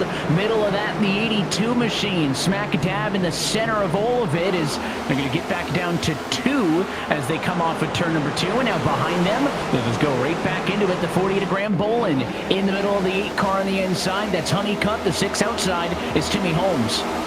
And I think this is the case where in heat race 1, you would have seen Honeycutt kind of having the advantage here, rolling the bottom right now and just able to clear off at 2. And he's going to be able to do it this time. That pass took a little bit of time, though, a little bit of contact there. Falkingham, Parker White, a couple of back-end teammates making contact there, but they'll save it for now. But it looks like, again, the longer we go, the bottom lane, especially off of turn 2, off of turn 4, just looking a little bit freer, a little bit looser, that these drivers are having to adjust for. But for now, we talk about clean air and how important it has been. And very quickly, you could see top 3, top 4, top 5 work their way out single file, just looking for a little piece of it, as Michael Cozy Jr., who will take an official pole, I guess you could call it, after his heat race win, trying to set sail and trying to fend off a driver that he did not face in that heat race. I don't know which one's going to count for the record book, but he was fastest in the qualifying session and won heat race 1. So no matter how you chalk it up, it is a pole for Cozy. And he had mentioned that he was pretty nervous that entirety of heat race number 1 because Nick Ottinger was all over the bumper. Of course, he knows how talented Nick is as a past season champ. Will Wilson doing the same thing. He's all over him as the defending champ. Back here in 24th, the midfield has not spread out at all off of the restart, but if a touch that time between the 99 is Zawak and the 17 about into his outside. Again, we got a lot of onboards when you think about drivers that are running up to the top 5 here. Some streams that are also available if you want to kind of simulcast here with the broadcast. You got WinVal 8820 with Cozy on Twitch that's streaming right now. Zach Novak goes a little bit of something going on there in the backstretch, but looks like everything is all good. Zach Novak streaming right now on Twitch. Garrett Maines, a couple others, Dylan Alt giving you his vantage point. So a lot of onboards that you can kind of get and get a good vantage point of exactly what these drivers are going through. Speaking of onboard perspectives, let's jump on the roof for Brian LaPrade in the 88 car. He rides in 11th spot right now, just towing the line on the bottom, chasing down at 29 in front of him of Jimmy Mullis. Mullis has slipped back from P6 on the grid to be 10th right now. LaPrade has gone up from 13th to 11th. He wants more. Looking to the outside, not going to be able to get there on the exit of turn number 2. Has to carry the speed through. Maybe he'll try something different down at this end of the racetrack as that 8 car, Caden Honeycutt, making the dive under Busa. That battle for P12 can't make it stick. And it hasn't necessarily been qualifying speed for Junior Motorsports this year, but both LaPrade and Caden Honeycutt, 2 drivers that very early on in this season, 4 races in, and yet every single time we come to a racetrack, they're going to make up spots as we continue to roll on. They haven't necessarily found it in qualifying yet. They kind of got probably a little bit of help by the fact that this was a heat race format and not just a straight-up qualifying time that set the grid here tonight. But Junior Motorsports has been very good on the long runs and having good race pace, and again, not a lot of time to get it done. I mean, what feels like we just dropped the green flag route now, and we're already almost at lap 20. Yeah, this one going to continue to blitz on by, and as this midfield battle continues to only get more ramped up now, 3 wide, center of the field. Again, all of this going on kind of high teens to mid-teens, and then the battle for 30th even, just as aggressive, although it's about 5 seconds off of the ongoing battle for the race lead and the battle for P2, because as Cozy continues to play defense, it is an offensive move for Zach Novak. We saw how the 5 treated his former teammate, so why would he treat the defending champ no different? Big aggression from Novak as he moves Steven Wilson out of the way and takes P2. Does the 10 respond? Drives right back to the inside. 2 former champions showing you why they are champions, so they can lean on one another, but yet they don't get each other out of shape just yet. But Novak masterfully moves on by, gets up into the 2nd position. You know, we talked to Zach Novak a lot last year. So many races that he was so close to winning, that he was just there, or perhaps a move you think about a couple years ago, he and his battle with Casey Kerwin at Pocono. And I think Novak's kind of learned a couple of lessons from that. Not necessarily that he's just going to go up and run over all these guys, but you have to be willing to make moves, and you have to make them quickly. If you don't get by Steven Wilson there, he could probably make you use up your tires, and you're not going to pass him with how good these drivers are. I think Novak taking a little more into his own hands this season, taking more of an aggressive approach, and I think you could see it kind of showing itself right there with how he was able to get by Steven Wilson. He has had a zero tolerance policy for wasting time tonight. He has gone and made those moves as quickly as possible. Of course, Novak, the 2019 Series champion, looking for a return to form here in 2024. Back here in this battle that kind of centers around the top 10 benchmark is Mullis in that 29 car inside to the number 89 car of Garrett Lowe to his outside. This one battle for 8th and 9th position. Plenty of cars watching on, nipping at their heels, hoping one of these cars can make the move, but for now they stay glued to each other's door. Going to be a whole heats race worth of racing in the books next time by. Looking to be 25 down of 70. And this just goes to show you how close, how competitive that this series is. You have Jimmy Mullis, he's starting on the pole for his heat race, gets a bad start, spins the tires, and look, this is kind of, he's still kind of trying to get back up from that little bit of a mistake. These drivers will punish any mistake in this eNASCAR Coca-Cola iRacing series, and yes, he's having a solid run. He's in the top 10 right now, but you have to think what's kind of going through his mind right now about what could have been if I just get a little bit of a better launch to start that race. I may be in the top 5. Heck, I'm probably nipping at the heels of Michael Cozy Jr. trying to lead this thing, and you know, there's a lot of drivers thinking that right now. We saw that shot a little bit earlier tonight, the battle for 30th. A lot of those drivers had spins in their heat races, but they probably don't think that they should be back there. There's hardly any time to make it up, so you got to imagine they're being super aggressive right now, and they have been up to this point. It goes to show that those heats were far more than just an opportunity for bonus points, but an opportunity for drivers to make this a little bit easier. And does the 77 go 3 wide? He does. Kerwin going to go to the inside. Not a lot of space. Mullis kind of yielding very late there to give the 77 some space to work with, but Kerwin with very little operating room, unable to make the car stick as it kind of washed up off of 2. Curious if he'll try it again, but that's basically a roadblock in front. The 89 and the 29, they've been side by side for 5-6 laps now. And as we've seen this kind of second and third groove move in, it's making it so much more difficult for that inside line to kind of be the way to go to make those passes. And that's just kind of the nature of how Richmond has kind of progressed. It has very little grip. It's just enough aero dependent that having that little bit of clean air is mattering, and I think that's why you can kind of see that the gap for the lead is pretty much held serve for the moment at about half of a second between Michael Cozy Jr. and Zach Novak. But the one thing that we're approaching here, Evan, is the fact that we are approaching the halfway point of this race. If we are going to see any strategy whatsoever, it's pretty much going to come in the next 5 laps or so. And again, we can go much longer on fuel than this race's or this feature race's length at only 70 laps. So it will be a pure strategy call for tires if somebody were to pit. I don't imagine we'll see that, though. Well, and talking about the world of eNASCAR and how you can stay in the loop, of course, the eNASCAR College iRacing Series in the middle of the spring semester and getting down to the very end. That championship not that far away. Nashville going to be next on deck. If you want to get involved in those, again, eNASCAR.com is your place. Open, tryouts for the time attack to get into those races. Open to all eligible drivers. Good opportunity to race and win some tuition money. That's a fun one. Again, Nashville next on deck. That's April 16th at 8 p.m. Eastern Time. Live coverage right here on the iRacing Esports Network. As there's Garrett Lowe talk about some of the talent that kind of is across the entirety of the eNASCAR ranks, and we'll see Garrett Lowe in that one. Currently a top 10 car here and somebody who has found success on that side. Got so many drivers in this series that have continued to showcase not only in the college series, but you think about the real world. Garrett Lowe, you just saw him. There's a lot of Legends car racing.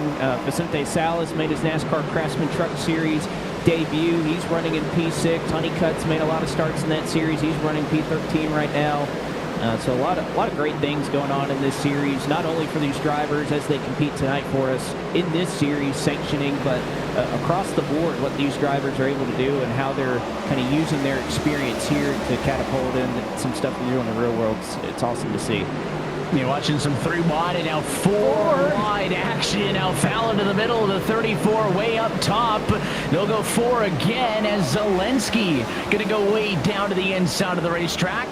Could tell you it's a battle for the win, but not going to lie to you, it's for about 28th. But they don't care. They're still going at it, and it'll go to 2x2 just for long enough, Blake, for me to allow myself to say that 6 of the 7 college iRacing Series races this year have been won by drivers in this eNASCAR Coca-Cola iRacing Series. Now, we get back to the fight that continues on as Alfala and the 17 Bowden lead it from 29th on back. You know, if I'm calling Bowden, the last car on the racetrack that I probably want to be passed by is my old ride, and I think you can see he's making the job difficult on him. Now we look back at the William Byron Esports Logitech G Chevrolets, though, and remember this from Atlanta and or Las Vegas, I think probably should say, with Nick Ottinger and how fast that they were on the long run. But just as we're saying that, you can see the drivers react, and the graphic on your screen, yellow is out, and it is for Ray Alfala, who we were just talking about at the back of the field. It came from that fight that we were just looking at, and to your point about strategy, almost right at halfway. Yellow flag number 2 on the afternoon comes out, and I think here will be the opportunity for some of that strategy to play in as these race leaders waste no time. They get to the back of the pace car, and it is going to be a lot of cars down pit road. An opportunity here for everybody to try to make up some ground, and for Cozy, really only an opportunity to make a mistake. He's been in control from P1. Look how close Wilson is to the bumper. Cozy will have the benefit of pit stall number 1. We'll see how they race off of pit road. They're all going to be looking for tires and fuel. Here's what happened, though, with Alfala. It's going to start top side, Blake, though, with contact between the 17 and the 34.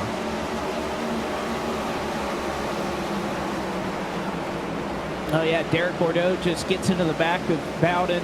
Bowden's able to save it, and unfortunately for Ray Alfala, you can see he's just kind of drifted through the corner, and again gets another shot from Derek Bordeaux. So, I mean, honestly, great job by Alfala trying to hold that together. He pretty much drifted the entire corner trying not to have it happen. Colin Bowden did a tremendous job saving that. You could see just, I mean, Alfala pretty much had nowhere to go. He was just an innocent bystander in that, and luckily for him, it's not going to result in a great amount of damage. But Evan, this is why we were talking about going down pit road, how nervous you'd have to be. Look at the changing of the running order off of pit road. A couple of drivers, I believe, taking some 2 tires up here, but Steven Wilson's going to be the one that leads the charge off of the pit lane. It's pretty darn close to a 50-50 split off of pit road, but the 2-tire calls for Wilson, Minter, Kerwin, Busa, and Honeycutt will allow them to leapfrog Michael Cozy Jr. Jr. going to be the first car off pit road on 4. It'll drop him to P6, and look how consequential that shuffling's going to be in terms of the segment points, because all of a sudden you blink your eyes, that 70-70 car, top spot as they run, Casey Kerwin, 5 points to the good in search of that first ever segment win. I think these drivers up here on 2 tires, they're looking at history. They've been a part of this series the last year or 2, and sometimes when we get down to the end of these things, last 30 laps or so, desperation kicks in, and I think they're hoping that we see a lot of this, a couple of yellows, because I'll be honest with you, Evan, 2 tires here at Richmond with how much fall off we see and how loose these cars are, it's going to be a handful to hang on. So they're going to need some cautions if they have any chance of hanging on here. And you see the 3 different segments that will make up the regular season here in 2024. This first segment, the shortest at only 4 races in distance. But that next segment will start when we go back at it in a couple of weeks' time. A first trip to Brands Hatch, Iowa. Next time we'll see this heat race format. Will kick off segment number 3. So those are 3 opportunities to get 5 playoff points. And, of course, a $3,000 prize. The regular season points, Blake, it's worth noting, run concurrently through those 3 segments, those segment championships, independent of what will actually make the grid for the playoffs. Well, and again, and I like this change from eNASCAR, from everybody at iRacing, for allowing these drivers to have more of an opportunity to get some stage points, to be able to fight for some more money throughout the season. You think about the fact that we don't run stages here, so it's a little bit harder to separate points-wise, and you're not giving out 1 or 2 playoff points aside from the race win itself. So, you know, hats off to eNASCAR and everybody for trying to give these drivers some more playoff points to hopefully carry through to a championship at Homestead, Miami. Well, let's see if the 2 tires can make it work up front. Green flag back in the air. It's a great jump for Steven Wilson. He leads to turn 1, but you're looking for the first cars on 4. Look for that red 38 car, top side, 5 cars back. Can Cozy use a set of 4 Goodyears to drive through the field, or is he going to struggle in traffic just like everybody else has? Cozy sweeping to the inside. Now under the 12 of Garrett Maines. This one a battle for P6. Well, again, it took them just about a corner for their tires to get up to temperature here to heat up, but I think you can already see very early on those 4 tires are definitely going to pay some dividends here. I just don't know if you wanted to go to the inside. You'd rather be on the outside to do it. And you have to worry about what we're seeing back here as well. This could bring out a yellow 3 wide that we've seen a number of times tonight. It's Keegan Leahy that's in the middle of a sandwich right there trying to make it through. But everything has to sort out. You can see Cozy is faster than Honeycutt, but is he going to be able to get down to the bottom by the time they get to turn 3? Not going to be able to do so on that 8 car. He is going to be able to set up Matt Busa here. And you can see just how much earlier he's able to get back to the throttle than everybody. I think he's breathing a little bit of a sigh of relief right now because he knows he's in a good spot, but you also have to get this done quickly. You get another 20 laps or so, you probably lose a little bit of that tire advantage.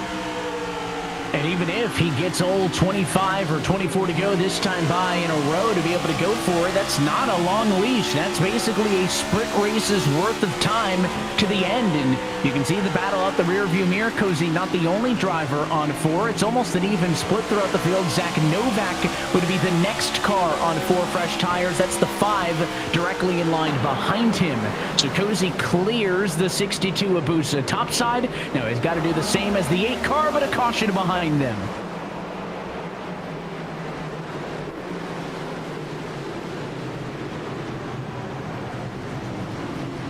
Hearing Alfala may be involved in this one. It would be the second, if not third, time of the night that things have gone wrong for the 4-time series champ. And Blake, it was back there in the 30s, the point in the field where you were saying kind of could worry the leaders because this is what could happen. Take a look at it one more time.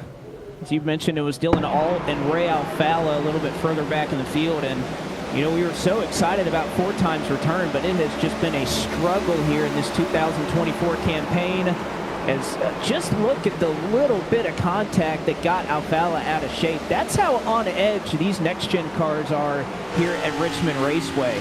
We'll take one more look at it. You can see Alfala just a little bit up the road. He's going to get nothing more than a tap there from Graham Bowen, but especially on the straightaway, Evan, these cars can get so out of shape and hard to corral if you barely get turned on the straightaway and you get ventured to the kind of the right side. It's very difficult to save. And yeah, you can see right there just a little bit, just a skosh of contact there between Bowen and Alfala is enough to upset that number 69 car. Yeah, that's almost, maybe not identical, but somewhat similar to what we saw in the second wreck, Blake, where once you get out of shape, it just seems like you can't settle it back down under you. I mean, we kind of saw that slow motion wreck at the get-go. The contact that started in 4 eventually ended up as an accident at a 2. It just seems like once you start to lose the handle, it's awfully tricky to get it settled. It's tough to see now. With 21 to go, though, we have a little bit of a yellow flag. I'd say the advantage continues to look towards these cars up here that elected to take 2 tires on that last stop, because who knows how many more yellows we may see in this one. And Cozy, I thought maybe they were going to give him the 4th position, but it looks like timing and scoring is going to put him back in 5th. I think if you got those 4 fresh tires, you got to go to the outside. You're going to get pinned, and it's difficult to make those moves on the bottom. As we see our picks and countdown to green, and I'd say right now we're looking pretty solid with Parker White. It's been a tough evening for Bobby Zielinski so far, so sorry, Alan. Looks like it may not work out. Jimmy Mullis right now just behind him 15th, so continuing the strong start, Evan. It's been a good year so far. And Parker White, the highest running of those for now. Long way still to go with the yellow flags in the mix as well. So long way from the end. But to your point, these yellows going to be awfully, cumbersome for the drivers on the 4 trying to get through the field, because we had a sprint race worth of time left, right? About 25 to go. That yellow takes, 3, 4, 5 laps? A big chunk out of it. If that continues, those opportunities going to continue to be more and more limited for the Cozy, Novak, etc. crew who are trying to get their money's worth of those 4 tires. Pace car going to be in this time for 19 laps to go. Wilson and Kerwin, 2 tires on the front row. Green flag back in the air. It's a better start to the inside. That'll benefit Cozy as he drives up to P5. Now you can see he was laying back a little bit. He was trying to get as much of a run up to the restart, trying to anticipate that launch through the Geico restart zone as possible, but 4 wide further back in the field. It didn't work earlier, and it's not going to work now. Caution flag is back out yet again. And as we mentioned, that is more time lost for that 4-tire strategy, but it looks like Cozy going to be able to net himself at least up to the 2nd row. This is also why that 2-tire call was a good strategy. I mean, think about last year, Tucker Minter didn't pit at all at Phoenix and won that race through 3 green-white checkers on, 50-lap older tires than everybody else because of the fact that we had some yellows. So this was not a bad call by any means. If anything, they're just kind of looking at history or so up there on the pit box. Let's take a second look, and Seth the Merchant, who I mentioned didn't take a time to qualify and started last in heat race number 2, drove his way up to get a P30-something starting spot, almost in the top 20, and he just gets squeezed high there. That 99 was there. Matthew Zwack had the spot, but the 2 cars to the inside of DeMerchant did not give him the space needed. And Zawak ends up spinning that car around. Here's going to be a good perspective. You'll see it's just, again, there's room for that in the corner. There's not room for that on the straightaway. That truth continues to be self-evident. We've seen it a couple times tonight, and Baez tiptoes through and finds an opening. He'll gain some spots in that one and pick up a few, keeping the car clean en route. Tough situation, Matthew Zwack to be in. By the way, he's my spotter for the eNASCAR qualifying Road to Pro iRacing series that'll be running on Thursday, so shout out Zwack. Try to make the top of 4 wide work, but we're going to try to see if we can't catch a word here with the driver that's running up here. We talked about those drivers on 2-tire strategy. This is one of them here in Casey Kerwin. But Casey, I want to ask you, you're kind of in the battle for this segment points lead coming into this race. Are you kind of thinking about that, or is it all just about getting that win at this point? I mean, yeah, I'm going to try to do everything I can to win still.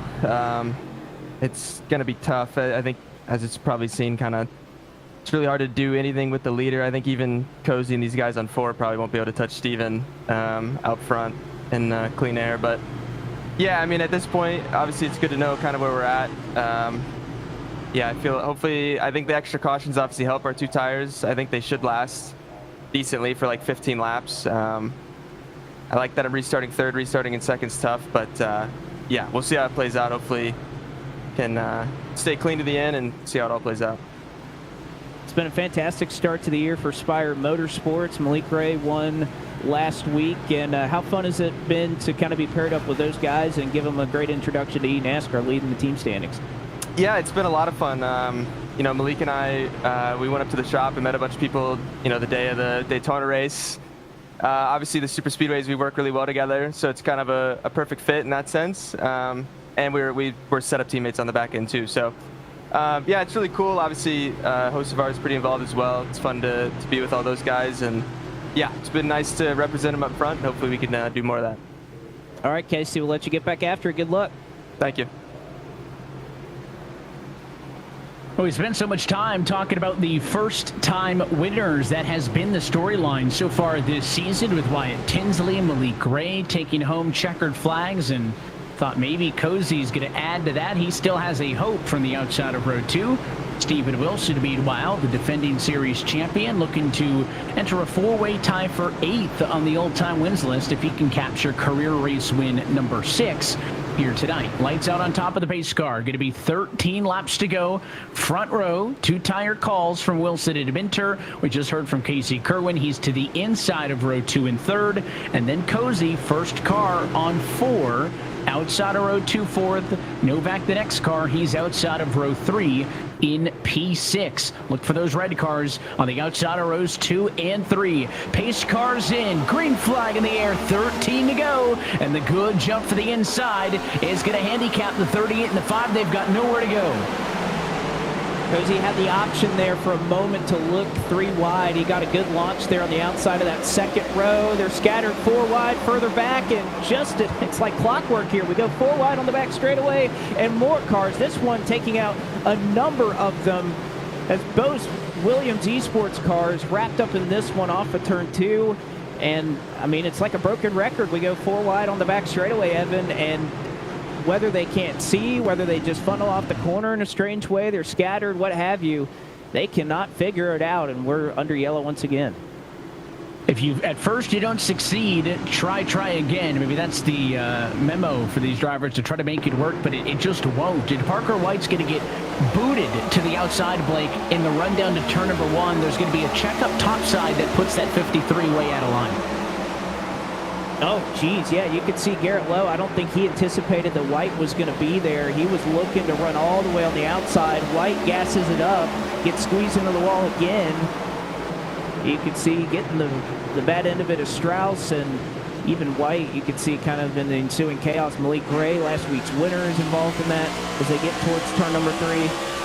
And it happened so quickly. You could see here from Zwack's point of view, you can barely see it forming just before it happens right in front of you. And there is not a lot of places to run when they're wrecking like that on the backstretch. You saw Zwack got down to the bottom as quickly as he could, but that inside wall only about maybe 10 feet off of the inside of the racing surface. So lucky that that one wasn't bigger than it was. Certainly a handful, maybe 8-9 cars going to get some damage in that one, but That one could have easily turned into a track blocker, and it is going to bring a lot of the cars involved down a pit road. You mentioned Malik Ray, last week's race winner involved. Blake, all 3 of our race winners so far this season now running outside of the top 25. Not their night currently. Let's see, though, if you can dial up Tucker Minter at P2 right now. All right, Tucker, I know it's been a tough start to 2024, but you're here in second. You got an opportunity to win. How are you liking your chances here with 10 laps to go?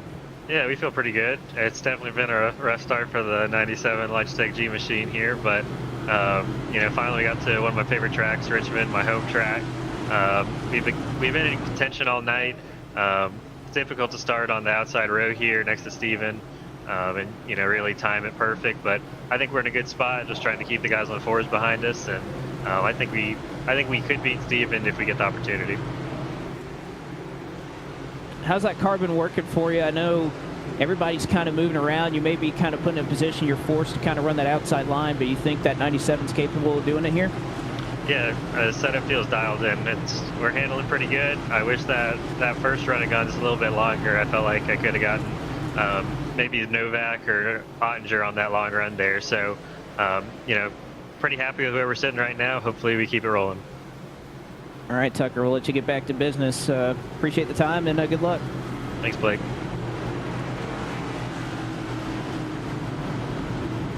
Tucker going to be outside of row number 1 for the restart, assuming we see Wilson on the bottom where he has been. Again, Wilson, Minter, Kerwin for second, third. All took 2 tires at a pit stop. That was now 24 laps removed from this point. Blake, when you go through the stop and start and you don't get a long green flag run, does that make it harder for Cozy, just ignoring the fact that he's losing laps, the start and stop nature? Does that make it harder for him to get the benefit of the 4 tires, the fact that they keep heating him up and cooling him down? Yeah, it does. These tires continue to go through heat cycles as, you get them kind of fired up. You're up to speed there for just about half a lap or so, and then you slow them down. And just every little lap, even as you're kind of creeping around under caution here, Richmond's an abrasive surface. And Cozy, unfortunately, he wanted to see this race go green to the end. And even I think Kerwin kind of mentioned it in his comments. He's not so confident that 4 tires is really going to make a difference here at this point. Could be the final time tonight that we say green flag back in the air. 7 laps to go at Richmond. Good jump for Wilson. He clears for the race lead to turn 1. Husa was looking 3, doesn't do it, but in the midfield, here we go again. Looking at 4, they'll stay 3 wide. That was Graham Bolin who went all the way to the top side. You continue to see everybody kind of fanning out. They decided not to go 4 wide this time off of turn 2, and look at that. We're still running green. Garrett Lowe right now trying to make some moves on a couple of the Tony Kanaan cars, but can Cozy, now we get a lap or 2. Can he make some moves? He's still on the outside of Casey Kerwin, but I don't think he quite has that same bit of raw speed that he had a little bit earlier just after that initial start on these 4 tires. 3 wide. For multiple rows back, a little bit of contact. Garrett Lowe, as well as other cars. This time, Swack's going to go around. Taylor Hurst is involved. Tyler Gary is spun in turn 1. And with 5 to go, this may put us in a scenario where we are looking at overtime to finish this race at Richmond tonight.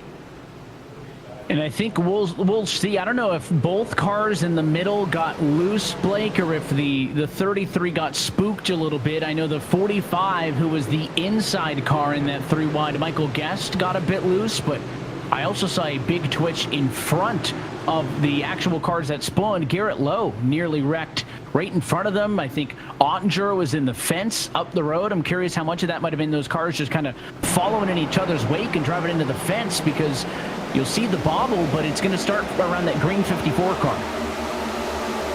Yeah, you're going to kind of see everybody reacting to it, and at the same time, you see that number 33 kind of gets turned in the outside wall. Tyler Gary gets a piece of it going into 1. Graham Bolin. It's just tough, especially off of 4. Everybody's so sideways and so loose. We're going to get one more look here from Keegan Leahy's vantage point. He's had a rough night after his victory at Las Vegas a little bit earlier this season. And just able to miss it, and luckily Colin Bowden just about hit the pit road wall entering turn 1 right there, and didn't hit the 23 either, so I'd say solid job by both of those drivers. He missed it, and then I saw that car flying up the inside, and I thought, oh no, not going to end well for Keegan. But they're both able to make it on through. Again, they'll gain some spots in that, and I think this stop-start, yellow, restart, keep on going is kind of the best-case scenario for the cars on these two tires up front, right? They've essentially only had to run, I'd say, less than half of the lap since they made that tire call under green. Majority of them have been under yellow, and again, it seems to have kind of neutered that ability for the cars on 4 to really challenge them. That's not to say that Wilson's only objective, though, Blake, is to beat the cars on 4, because equal tires as him, as Minter, Kerwin, this battle may come down to those 3, and it will push us beyond regulation. So let's talk through eNASCAR overtime. We're going to get 3 attempts to try and settle this thing out. And, well, if you've watched this series for a number of years, you know exactly how this goes. We'll take 3 attempts, but if the white flag is taken, a little bit different than real life over here in iRacing, that if we get to the white flag and the leader crosses it and is scored on the last lap, we will race through to the end. No caution, no wreck on the last lap will slow us. So we get a spin on our first lap after the restart. We'll try it up to 3 times. If we take the white flag, the race is official. What do we place the odds at on 4 wide in turn number 2? That seems to be a driver favorite in the midfield. And that's why, again, to emphasize your point, if we get to the white, no matter what happens from that point on, we will race this one out to the end. But you need to get around this 3/4 of a mile racetrack if we're going to do that. You take one more look at those live points. It is a 3-point difference with the segment championship on the line. And that 77 car in the lead, Casey Kerwin, P3 right now. And Colin Keister, who now is 3 points behind, watch him, that 66 car back there in around the 10th position or so, lined up on the outside row. He's got 3 positions to try and make up, or hope that Cozy can finally make his way by Curran to win the segment and $3 grand. Pace car down and in. Going to be attempt number 1 at eNASCAR overtime. Green flag in the air. Another good start for Wilson. He'll lead to 1. Already 3 wide behind him. Honeycutt's going to have to give the room. Garrett Maines is on the top side as well. Keister's right in the middle. He's battling for this segment championship, and he's in the middle 3 wide right now. Honeycutt looking to the outside. Zach Novak able to make a spot up, but the same cars around in the back of the field that we just saw in that last wreck as well. And it happens before we get to the start-finish line, so we will re-rack them and try it once again. Well, a lot of frustration for the drivers in the midfield, and I don't really think I need to collect my prize for guessing that it would have been 4 wide in the corner that caused it. This one a little bit different. It really wasn't 4 cars all over each other, Blake. It was simply just everybody trying to make a move, and look at them fan out. That 55 tries to go to the middle, and this is where it all starts to pop off as he misses it on entry. Yeah, just kind of washed up the racetrack, got into his whack there a little bit. You can see Gary gets a piece of the inside wall. Ray Alfala has gone around again. There have been some really rough nights tonight. Ray Alfala, Tyler Gary, that 33 car, Taylor Hurt, just so many really rough outings. Matthews Whack, I feel like we've mentioned his name in about 3 or 4 accidents so far tonight. So when it rains, it pours here at Richmond. Well, the cautions went from something that I think Steven Wilson wanted strategy-wise, Blake, to now a nuisance because he has been so good on these restarts. That was a perfect scenario for him. They were battling for second. Instead, we'll have to do it all over again. You've got him on the radio. Well, it looks like the 2-tire call is working out for you here. You think it's as procedural as we think it is? Just get on the gas and just hope that they can keep it together in the back? Or how much are you looking in that rearview mirror for Tucker Minter and Casey Kerwin? Well, I'm always looking, I know I won a championship last year, but these situations still are nerve-wracking and stressful, so still got to hit my marks, got to try to time it good on a restart, get a good jump, and make sure that I get a decent gap, because if they're close to me, they'll probably hit me. So, we'll just try to hold on. The car's good. Thank you to the M80 boys, all the North Forest guys on the back end, but hopefully we can hang on for these last either 1 or 2 green-white checkers and bring it home. Well, I'd say at this point, after this number of restarts, I know you had the 2 tires earlier. Would you say that you can even really feel that difference at this point after all the yellows we've had? Yeah, I think we've had enough heat cycles to this point to where 2 and 4 is kind of the same. Short run, if you take 2, I think we went like 25 so laps, 30 laps maybe before we took 2. So It's not a huge difference. I think the pace difference is still the same at this point, just track position. All right, Steven kind of confirming what we saw earlier, but again, try to get after him, and we'll see if he is able to hold on here for 2 laps, if we can get this second attempt at overtime to work out. This one has turned quickly into a game of Survivor as Steven Wilson hoping to outwit, outplay, and outlast the rest of the field on the 2-tire call. This will be attempt number 2 at eNASCAR overtime, still needing to get to the white flag for this one to be official. Wilson, Minter on the front row. Green flag in the air. It's another great jump for the 10 car. Cozy's going to try to look in the middle. Novak's out there. The 80 car gets to the outside wall. Still rolling in the right direction, though. No caution yet. Will we see 4 wide off of 2? Almost, but we just have to get to the white flag, and the race will be official. Not going to happen. There they go again. Wadded him up in turn 3. Another caution flag going to put this Richmond feature to its brink, as we will go to a 3rd and final attempt at overtime. It's a big wreck there into turn 3, and I just feel like we're talking about the same names over and over again that have just had a rough go of it at Richmond tonight, and how desperate that these drivers are to try and improve their position when they're having a rough day. That they could be at 35th, they could be at 30th, 25th.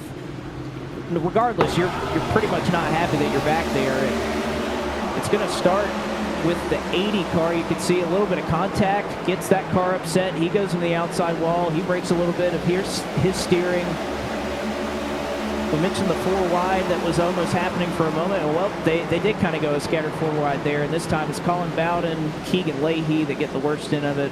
The other FGR Excel car, Parker White's in it once again. That's certainly not a case of a lack of talent, because Keegan Leahy, one of the best to do it, but just got a little bit of a touch, and then when he got up into the 34, couldn't get off him. By the time he got off him, he just bounced down into the 3, and it was not a fun backstretch sequence for that 2311 Racing Toyota driver, Keegan Leahy. He ends up backwards against the wall, and he'll trickle back down the running order again. And quite the night of attrition in the midfield, though. For the most part, the cars up front in contention have stayed about the same. Cozy actually losing ground to P6 in that case. Zach Novak now the one to watch for, Blake. He's the lead car on 4. I don't know how much the 4 versus 2 conversation applies, given how many yellows we've had and how short this 3rd and final overtime will be, but he's going to be on the back bumper of Steven Wilson. The one thing that he needs to figure out that nobody's been able to yet is how to match Wilson on the restart. Wilson has gotten the good start every time, and if they are fighting for second spot behind him, you're already behind the 8 ball. There's not enough time to dig out of that, I don't think. Yeah, and I'm imagining that at this point, we're kind of at a point in the year where, Tucker Minter's had a horrendous start to the year. He's way down in points. He needs a win. Would you kind of be willing to risk almost taking a penalty on a restart if the reward is a win? I think that would be the case. If you're Novak and you're in a bad points position, probably not Kerwin or Honeycutt, because they've been having very solid campaigns up to this point. Why not? Because if you time it perfect, you give yourself a chance, and like Wilson said, you can make an aggressive or a physical move to try and win this race. But if you're having a rough year, are you willing to kind of throw some of that caution to the wind and time this restart? If I were on the outside, or I'm in that 3rd position, if I were in Novak's position, I'd probably be willing to gamble on that. Well, and sticking with that Survivor theme that I had mentioned earlier, that would make this kind of an immunity challenge for Tucker Minter, right? Not a good year. He needs the win. That win's big to put yourself to the top of the championship standings. And, of course, that winning you're in can benefit a driver who has not had the same consistency on a week-to-week basis, whereas for Wilson, maybe feels comfortable with what he's been able to do so far points-wise and feels like the win would be a reward, but maybe not the end-all, be-all in this conversation. What I can promise you, though, is this is the final restart of the night. Third and final look at eNASCAR overtime. Would we take the green flag? Either a yellow or the checker will end it. If we get to the white, the accidents or whatnot do not matter. We will race around to the checkered flag under green. But if they wreck at any point on this next lap, the yellow flag ends it. Pace car down and in. Wilson and Minter on the front row. One final time. Green flag in the air.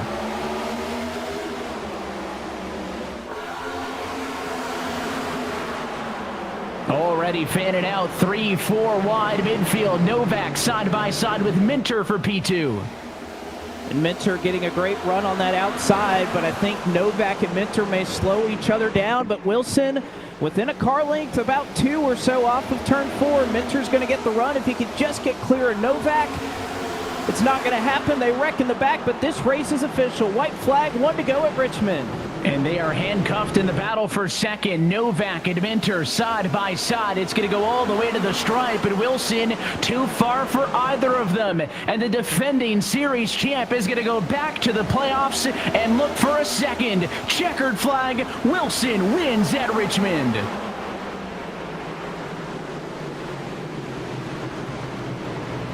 Minter and Novak side by side to the stripe. The advantage to Minter for P2.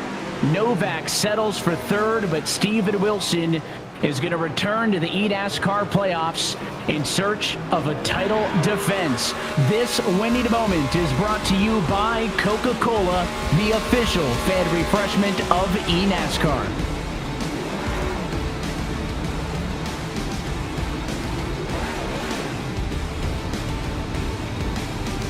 And he's going to park it on the front straightaway. Wilson, a 6th career win in the eNASCAR Coca-Cola iRacing Series. Let's take a look at the Coca-Cola move of the race, Blake. It came down to that jump on the restart. Not a terrible one for the cars on row 2, but once he got out in front and they were stuck fighting for second, they never had a chance.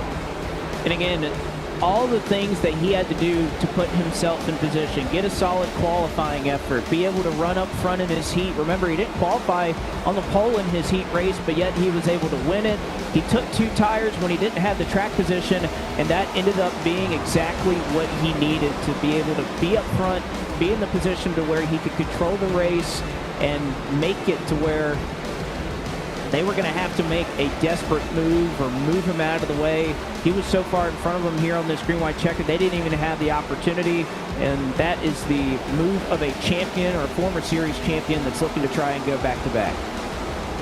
Wilson takes his first win of 2024. Let's head to the Sunoco post-race report and talk with our race winner. Well, Steven, we talked with you before we let you loose there on that last restart. You did everything you needed to do to execute this race. But just talking about this event as a whole, with the heat race format and everything going into it, how much different was it to try and approach to execute and qualifying the heat race and even this feature race tonight? Yeah, it was huge to execute and qualifying. Obviously, we had short races, no cautions in the heat. It's really hard to make a pass. We had that one good run in the feature, and then I think just coming out in the lead was the most important part out of pit stops. Really happy for the M80 guys. Got to thank them for coming on board, adding me to their team.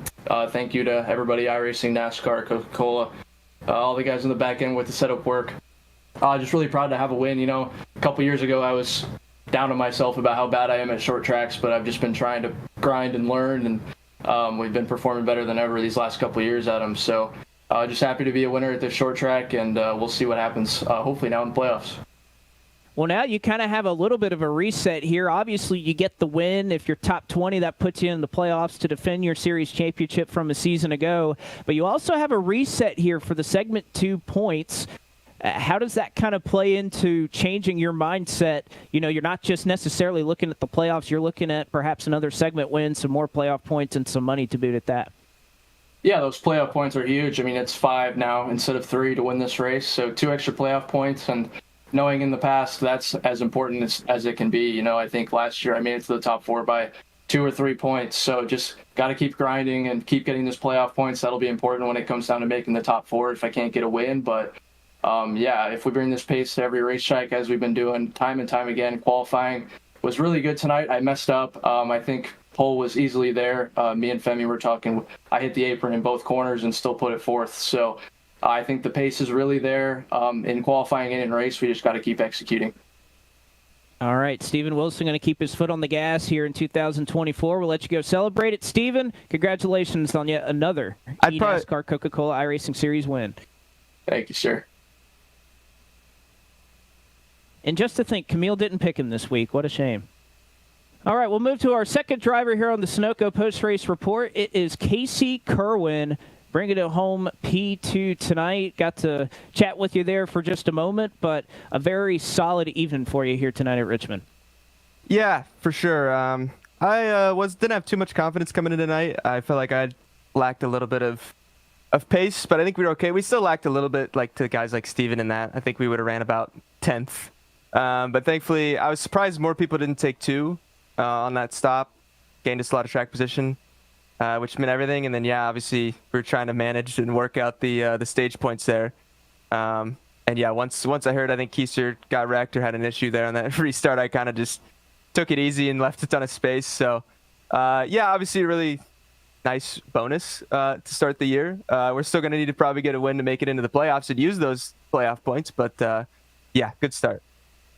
I was about to say, so you have this segment win. It's big to be able to carry those 5 playoff points forward, but you only get to use them if you make the playoffs. How does your mindset kind of alter here approaching these segments, but also knowing, like you mentioned, that we already have 4 different race winners in 4 races, and I would imagine that would continue for the remainder of the regular season.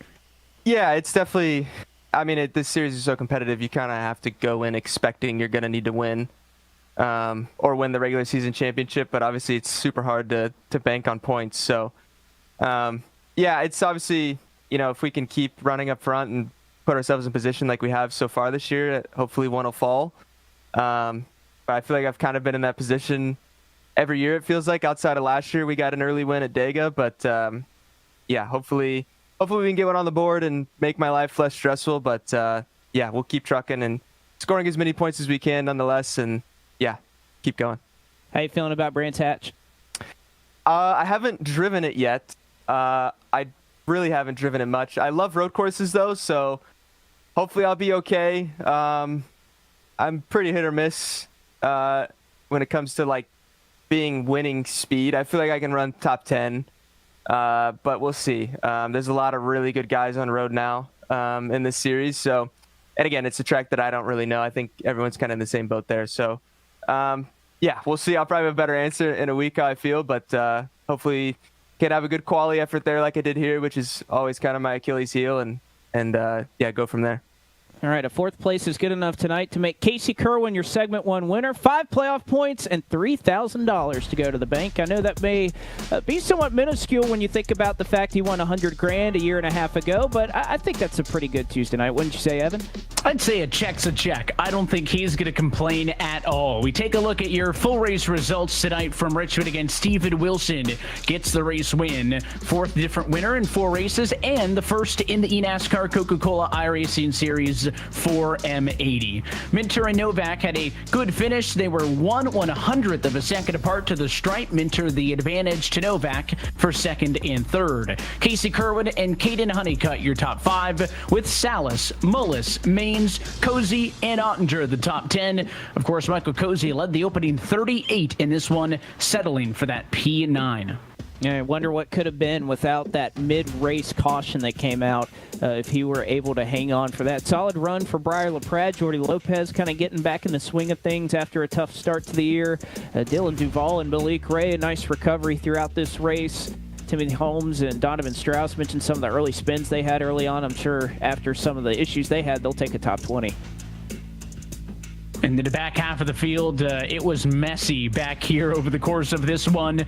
Keegan Leahy has won a race so far this year, P27 in this one, involved in all kinds of chaos, and it go all the way down to the bottom. I mean, some of these cars, you mentioned, just could not catch a break. Colin Keister started out well. He ends up down in 34th, but for the most part, most of the cars back there, 31st through 40th, just kind of ran there all night. And there's a look at the final standings for segment number 1. By 7 points, Kerwin wins the shortest segment on the season.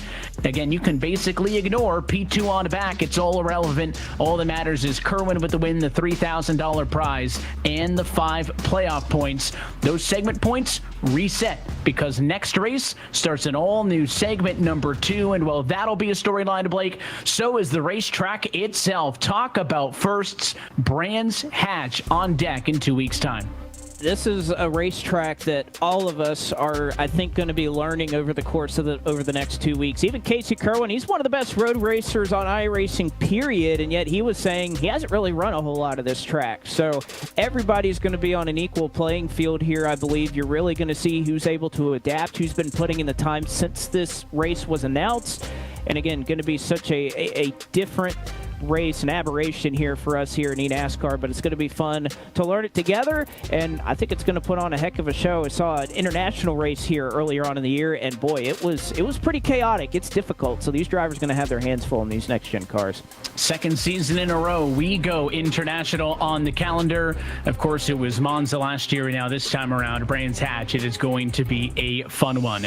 But until then, that is it for us here tonight from Richmond. On behalf of our entire team at iRacing, eNASCAR, everybody behind the scenes who makes these broadcasts possible, and for your broadcast team tonight. For Blake McCandless and myself, Evan Pasoko, I want to say thanks for tuning in, and congratulations to Steven Wilson, race winner here at Richmond, as he will continue on his title defense by hopefully locking into the postseason. A brand new segment starts in 2 weeks' time with our first trip to Brands Hatch. That one on Tuesday, April 9th, with live coverage starting at 7:30 p.m. Eastern. That race and every race of the eNASCAR Coca-Cola iRacing Series can be found exclusively right here on the iRacing Esports Network and streaming live at eNASCAR.com. Until next time, good night from Richmond.